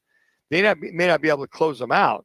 But if there's one thing that will hurt this team to erase all that is if Geno Smith goes down, Aiden O'Connell not going to be the guy. Cam Ward not going to be the guy. Cam Miller. So you got to protect. Where's Cam Miller from? Where is Cam Miller from? He played. I'll pull it up right here real quick. It's not that important. Yeah, he went to North Dakota State. Oh, that's why. Yeah, North Dakota State. But on the other side of the ball, though, you got Max Crosby all locked in. He signed that massive $106.5 million contract, 3-year contract. So, he's the anchor of that defense, right? So now I know they have some pieces to fill, and we were hoping to catch up with Mark McMillian to kind of break that all down. Him as a former corner, and it just, I think Pete Carroll really makes I think Pete Carroll gives him 3 more wins. And here's the thing: Pete knows talent. I mean, he worked with the general manager of Seattle for many years as far as getting the right kind of talent. And I think that's a big difference. He knows talent. He knows what he wants for that team. All right, does the pre and post for 8 News there in Vegas. And he's a former Eagle and Chief and Raider. Here he is, Mark McMillian. How you doing, buddy? What's going on, man? You can hear me, right? So I want to talk. They can hear you in the background. Oh, shit, could they? That's fine. We hear you. We hear you, Mark. Mark, you're live. Oh, who's that? Yeah, I am with the superstar Jennifer Romas here with the Showgirls show called Excite and Really? Sexy. Yeah, you got to follow her on Instagram. Her on Instagram. We just cooked the 3-course meal together. Oh, we did. Nice. 3-course meal. What did give us the 3 courses? We made a grilled ribeye steak over garlic mashed potatoes. We made a lemon zest bow tie pasta. And then we made a grilled chicken breast with a avocado relish dressing. You got some meat. Wow. Grilling with McMillian going to a new level here, buddy. Grilling McMillian. Jeez, that's a whole nother level there. Hey, when I send you guys her Instagram, you guys are going to be like, whoa. Wow, that is awesome. Hey, we were just talking. Hey, Mark, we were just talking before you came on. What do you think the biggest difference is now that it's the Pete Carroll era? How is it going to be different there in Vegas with the Raiders? From Pete Carroll's standpoint, he's been there, he's done that. Brady's had a more influential role with the team. He's been around more over the last year. Last year we didn't see him at all, pretty much around the team. Now you see Brady around the facility, and as a guy, as a quarterback, or just a player in general, when you see a guy that's probably arguably one of the greatest quarterbacks to play the game around, and knowing he has some kind of ownership in your state, that speaks volumes for those guys. So, having Pete Carroll, he's been there, he's done that, he's won at every level from USC to Seattle. Guys respect him big time, and like I said, it's great to have that kind of information that you can go to Pete Carroll and ask him for any kind of questions. And he is so involved. I don't know if you guys saw any clips. Yeah. Every time I go to practice, Pete Carroll is 70+ years old. He is in every drill from offense to defense. He's running around. He's throwing the football to defensive back. to wide receivers. He's throwing fade routes, Manuch. He can't throw a fade route as good as you, but he's still throwing fade routes. It's Mac, you watch all that, and I think that's a little bit of I think it's great, but I think that they all see this happy-go-lucky guy, which is great with the enthusiasm, but he's a damn good football coach. He knows football inside and out, and I think that's somewhat lost in the translation because of how jovial he is. Yeah, like I said, he's a football guy. He's a football junkie, and that's all he loves to do, man, is coach football, bring young guys along. Obviously he brought Geno Smith here from Seattle. He knows him very well. And if you look at the guys that he's drafted, Manuch, he's drafted guys that fit that same mold in the secondary, as a Richard Sherman, as a Legion of Boom. Their safeties, Jeremy Chin, they brought him over. He's 6'3", like 230. The young rookie out of Iowa State, he's 6'3". You get a guy from Green Bay who is an all-pro level. He's 6'1". So across the board, they average like 6'1" on the cornerback position. So he's sticking to that same model. He wants tall, long corners that can get up and press at the line of scrimmage and let Max Crosby get after the quarterback. What have you seen in Ashton Genty, the rookie running back, coming at you? I mean, if he's coming at run Mark McMillian, you never miss tackles. But what is the threat of him getting into the one-on-one situation in space as a running back, and can he do that at the NFL level? You know what? I made a business decision when I had to face Ironhead Hayward, God rest his soul. And I made the right decision because I made it look good, but I didn't make the tackle. But, you look at Ashton Genty, from Boise State to the NFL. The first game in Seattle, I think it was like -1 yards, but it was his first opportunity. And then if you guys got an opportunity to see him play against the 49ers, he ran the ball well, he ran with power, he caught the ball on the backfield. And what was more important, he picked up the blitz well. A lot of people see the other intangibles, running the ball, catch the ball, but can he pick up the blitz? And he did that very well to protect Geno in the pocket. And the one running play that he had that's been on ESPN repeat, he ran a San Francisco 49er DB over clean and kept going. So, man, I love this kid, Manuch. You would love to cover this young man. Very humble, come from a great background as well. I've been watching him, covering UNLV football for the last couple of years. So I've been seeing him in college. And what I've been seeing every day, each day he's getting better. He's feeling more comfortable. He's getting more confident. And you can see in his interviews as well, man, that cockiness is kind of coming out. Like, he said that was his coming out game against San Francisco. But, he's still got a long season ahead. We know, Roc, as a rookie, you kind of feel yourself early, but, you got 17 games that you got to prove yourself over your long period of a career. And Brock Bowers going into his second year, you mentioned him several times last year, like Manuch, you got to see this Brock Bowers kid, this rookie, this tight end. You've seen a lot of outstanding tight ends. Is there anybody particular at this young of a guy that you can compare him to? Because this kid is above and beyond, Mac. I've guarded Keith Jackson, Mark Bavaro back in the day. I was in Kansas City when we drafted Tony Gonzalez. And Tony wasn't this polished coming out. He struggled big time as a rookie. But this kid Bowers, we talked about this. I think I was in New Orleans last year when we talked about Bowers. Yes. He's one of the best pure talented tight ends that I've seen in a long time. And the game has changed to allow guys like this to be more effective in the passing game. He blocks well. You still got Mayers, who they drafted out of Notre Dame, who's been looking really good in practice as well. You got Quadri Ismail, who's the son of, the missile Ismail, who won a Super Bowl with the Baltimore Ravens. So they're stacked at the tight end position. But Brock Bowers, you guys, I don't know how much those guys are going to play tomorrow against the Cardinals, but if he does get an opportunity to play, there is nobody in the NFL, and I stand on this, that can guard Brock Bowers one-on-one. Mark, what's the biggest void right now going in? I know there's probably a few, but what are one or two that you feel that you wish they could have addressed a little bit more in the offseason? Well, obviously it was a big news. Losing Wilkerson, he's a big-time free agent that they got from the Miami Dolphins. That was an unfortunate situation that happened, that they had to release him. They were really relying on him. He's a great two-technique guy to take on the double teams, to help the linebackers out. I think they need to address the pass rush situation.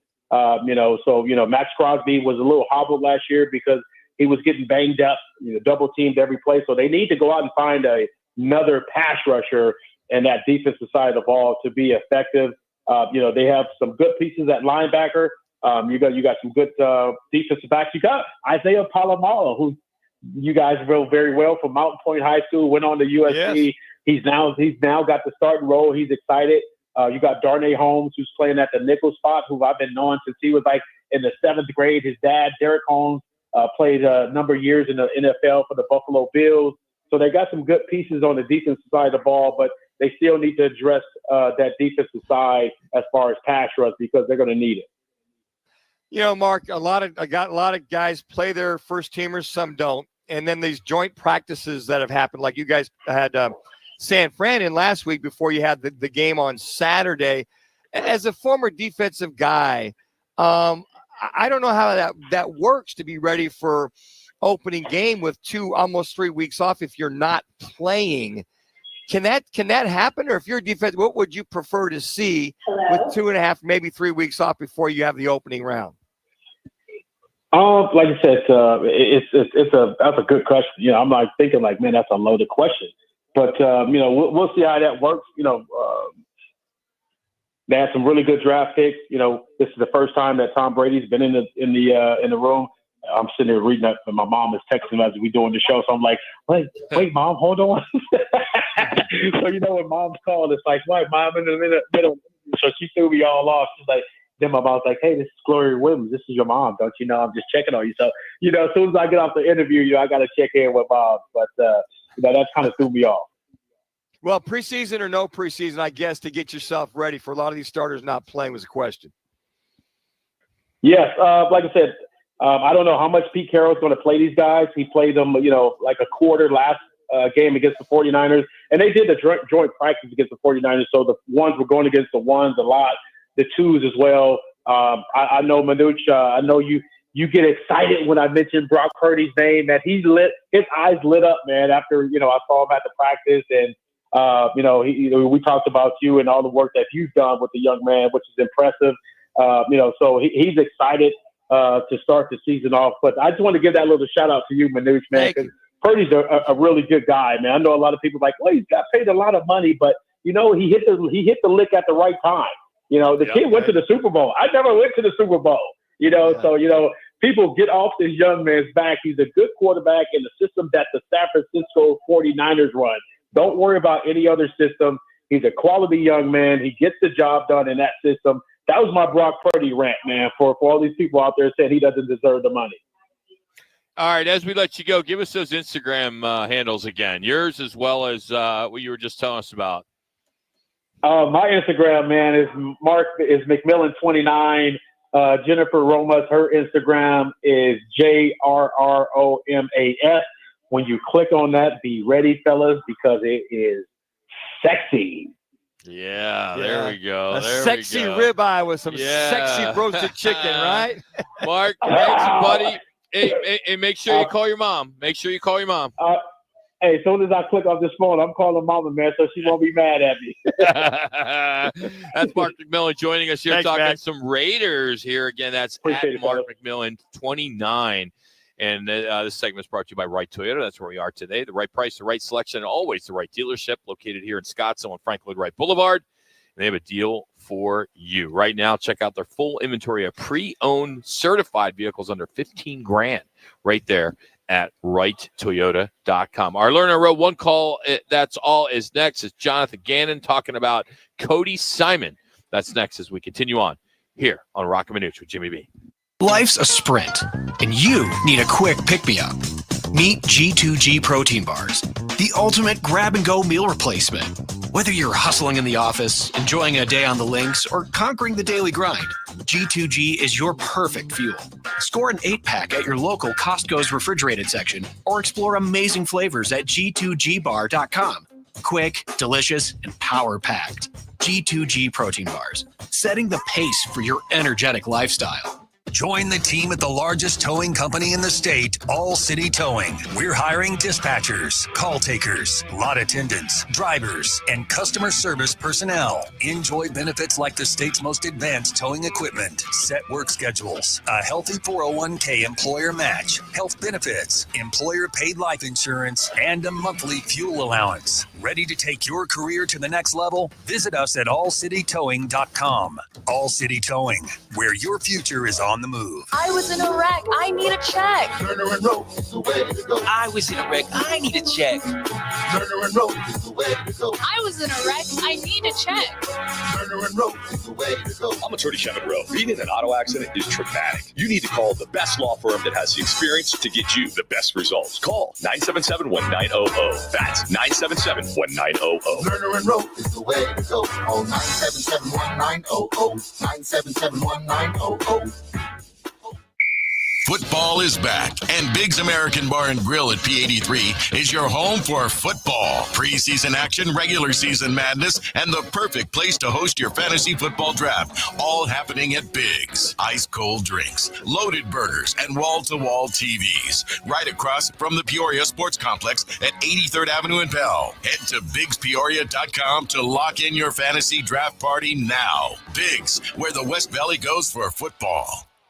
Action! When I grow up, I want to be a director because they get to talk to everybody about everything. They get to make cool movies and dance music videos. If your child is sick over and over again, it could be PI, a defect of the immune system that affects millions. Early testing can give children a chance to dream. And when I'm a director, I get to say, lights, camera, action. For more information, visit the Jeffrey Modell Foundation at info4pi.org. That's a wrap.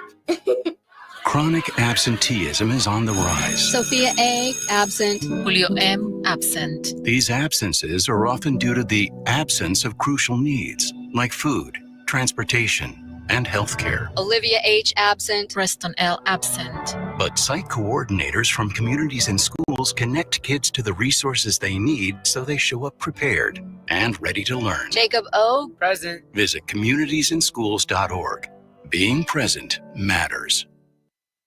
You my little boo thing, so I'll give a hoot what you do. Say, girl, I know you a little too tame. I'll be shooting that shot like 2K, girl, I know. It's the Lerner and Rowe one call, that's all call of the day. If you're looking for a full-service law firm, just make one call, that's all. 602-977-1900. Lerner and Rowe, voted Arizona's best law firm. He's playing faster. I think he looks more comfortable. He's in the right spots. He's schematically executing at a high level. He made some plays. He missed a couple plays too. I'm sure he'd want back, but he's playing the position better to me over the last couple weeks here. Cody Simon is who he's talking about, the linebacker for the Cardinals, who was drafted very early on in this draft. I think it was the 4th round. Some say he should have went higher. He was a national champion with the Ohio State Buckeyes. He was the defensive MVP in the national championship. Year before that, or a game before that, he was a Rose Bowl defensive MVP, and he's in all Big Ten, and he fell to the 4th round. So I think the Cardinals got a steal. I do too. 4th round. If there was a college player, I mean, there's a lot of the offensive guys, but he is the most impressive college player I saw, all last year. Mm-hmm. And to your point, that national championship, the kid was everywhere. He's strong, he's fast, and to be a middle linebacker in a 3-4 front or 4-3 front, it's a lot of responsibility. Remember they tried that with Zaven Collins his rookie year, gave him the green dot. It's just too much for him. So they moved Zaven Collins around. It seemed like, I don't know, this is his 5th year now, for like 3 or 4 years. So they finally found his natural position, which we talked about. So he's more of an outside will linebacker or a Sam linebacker and get him out of the middle.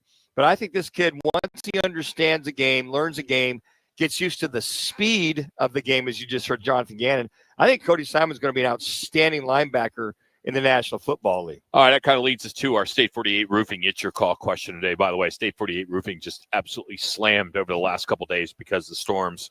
If you need any help, go to state48roofing.com, and they will get right to you if you're having any issues. Which Cardinals rookie needs to step up on Saturday night to earn the starting role or significant playing time this season? Your choices are Cody Simon, as you just heard, Will Johnson, Jordan Birch, and Denzel Burke. Right now, no one's looking at Birch or Perk. It's all Will Johnson and Cody Simon. It's basically 40-50% right there, pretty close. So, that makes sense. People have spoken. I think that and it looks like Will Johnson is going to start at the left corner. And I just think what folks want to see is just, maybe not get burned. I would say burned, get out of position on a consistent basis. And then Cody Simon, he'll find his way once he starts to learn how to read. The game is so much faster, Rock. And, bigger guys, it's faster. But once he gets used to seeing reps and a lot of film, fortunately, he's got Mac Wilson Sr. there in front of him to go ahead and really show him kind of the ropes, protect him a little bit. But he's going to get a lot of playing time. So I think with both those rookies, Jordan Birch, he's going to get a lot of playing time too. He'll be in that rotation. And then Denzel Burke, I think they might make him more of a slot corner than a true cornerback, but he's another young man that can play both positions. All four of them, I feel, get a lot of significant playing time. But the guys that'll be started for sure, I believe, is Will Johnson. And then Cody Simon, if Matt goes down early on, could be playing a lot more than he expected. All right, here we go. Our What's on Tap, which is brought to you by the new Orangedale Lounge. You can get updates on Twitter and Instagram. Just follow them at OD Scottsdale. It's just east of the Ice Den, opened up a few weeks ago. All right, so D-backs tonight. Pregame starts at 6 o'clock on the mothership 98.7 Arizona Sports. Make sure you download the Arizona Sports app. 6:40 will be first pitch against the Reds. Nothing, no play-by-play here on ESPN 620. Tomorrow, we do have the Diamondbacks beginning at 4:30 with first pitch at 5:10. The Cardinals pregame will start on 98.7 at 3:30, and the game starts at 7. So those guys got some work to do. Yeah. They have 3.5 hours to fill for a preseason game. I give those guys a lot of credit tomorrow. So anyway, I love those guys, but they got a lot of work to do tomorrow. Well, and the thing too is you think about they'll cover the rookie's grandmother's mother. It's like 3.5 hours. It's a long Cody for Cody for Simon. He was a 5-star at New Jersey somewhere, North Jersey. Yeah. And speaking of the Diamondbacks, I mean, you got it. I mean, here's the Reds coming just a half game out of the third wild card spot. You got Nelson on the mound tonight. The guy Krisman, who they picked up, a while back, he's going to get the start for the Diamondbacks. And I'm not real familiar with that guy. He's going to go against Singer. But you got the Reds coming in for 3. Then you got to travel to Milwaukee for 4 on the road. And then the Dodgers. So you got 7 games on the road. That Brew Crew, the Dodgers. And I pointed this out a little earlier. These are teams that are trying to improve their positioning in their division or fighting for that wild card spot. So the challenges for the Diamondbacks is, play relaxed, play loose. And hopefully the bullpen can hold themselves up, because in the games we've seen the last couple of weeks, the only blowouts have been bullpen exploding or imploding in the last 2 or 3 innings. And the starters, Rock, have been relatively pretty good the last 2 weeks of what they've done. It's just been, they've had a few hiccups. And then in the games, winning 2 out of 3 in this last series, the bullpen stood up. They did a pretty good job. You got some timely hitting, some clutch hitting. Didn't have as many runners left on base. There weren't as many runners in scoring position. You had a couple of just had one gaff on the base pass, which was taken care of by Torey Lovello taking away his Sean out of his third base coaching position. So, hey, it's going to be a good series because these are meaningful games for the teams that the Diamondbacks will be playing. By the way, something that's going to you're going to hear about throughout the weekend. The NCAA is a little upset over a company called Robin Hoods. They are into the sports prediction markets, and they are deeply concerned about the lack of regulatory guardrails. So this is where customers can trade on the outcomes of every NFL game and college matchup, including all the Power 4 schools, the independents. You can even do Iowa State, Kansas State. So it's a big deal. It's just coming out. We don't have time to get into it as we're done for the day, but it'll be something I'm sure we will talk about on Monday. Hey, for Connor, good job this week. For Matt, also a great job. For Jimmy B, All right. Yeah, Jimmy did well. Dude, you always doing a great job. Thank you. I appreciate Brock, that. have a great weekend. We'll see you back here 1 o'clock on Monday.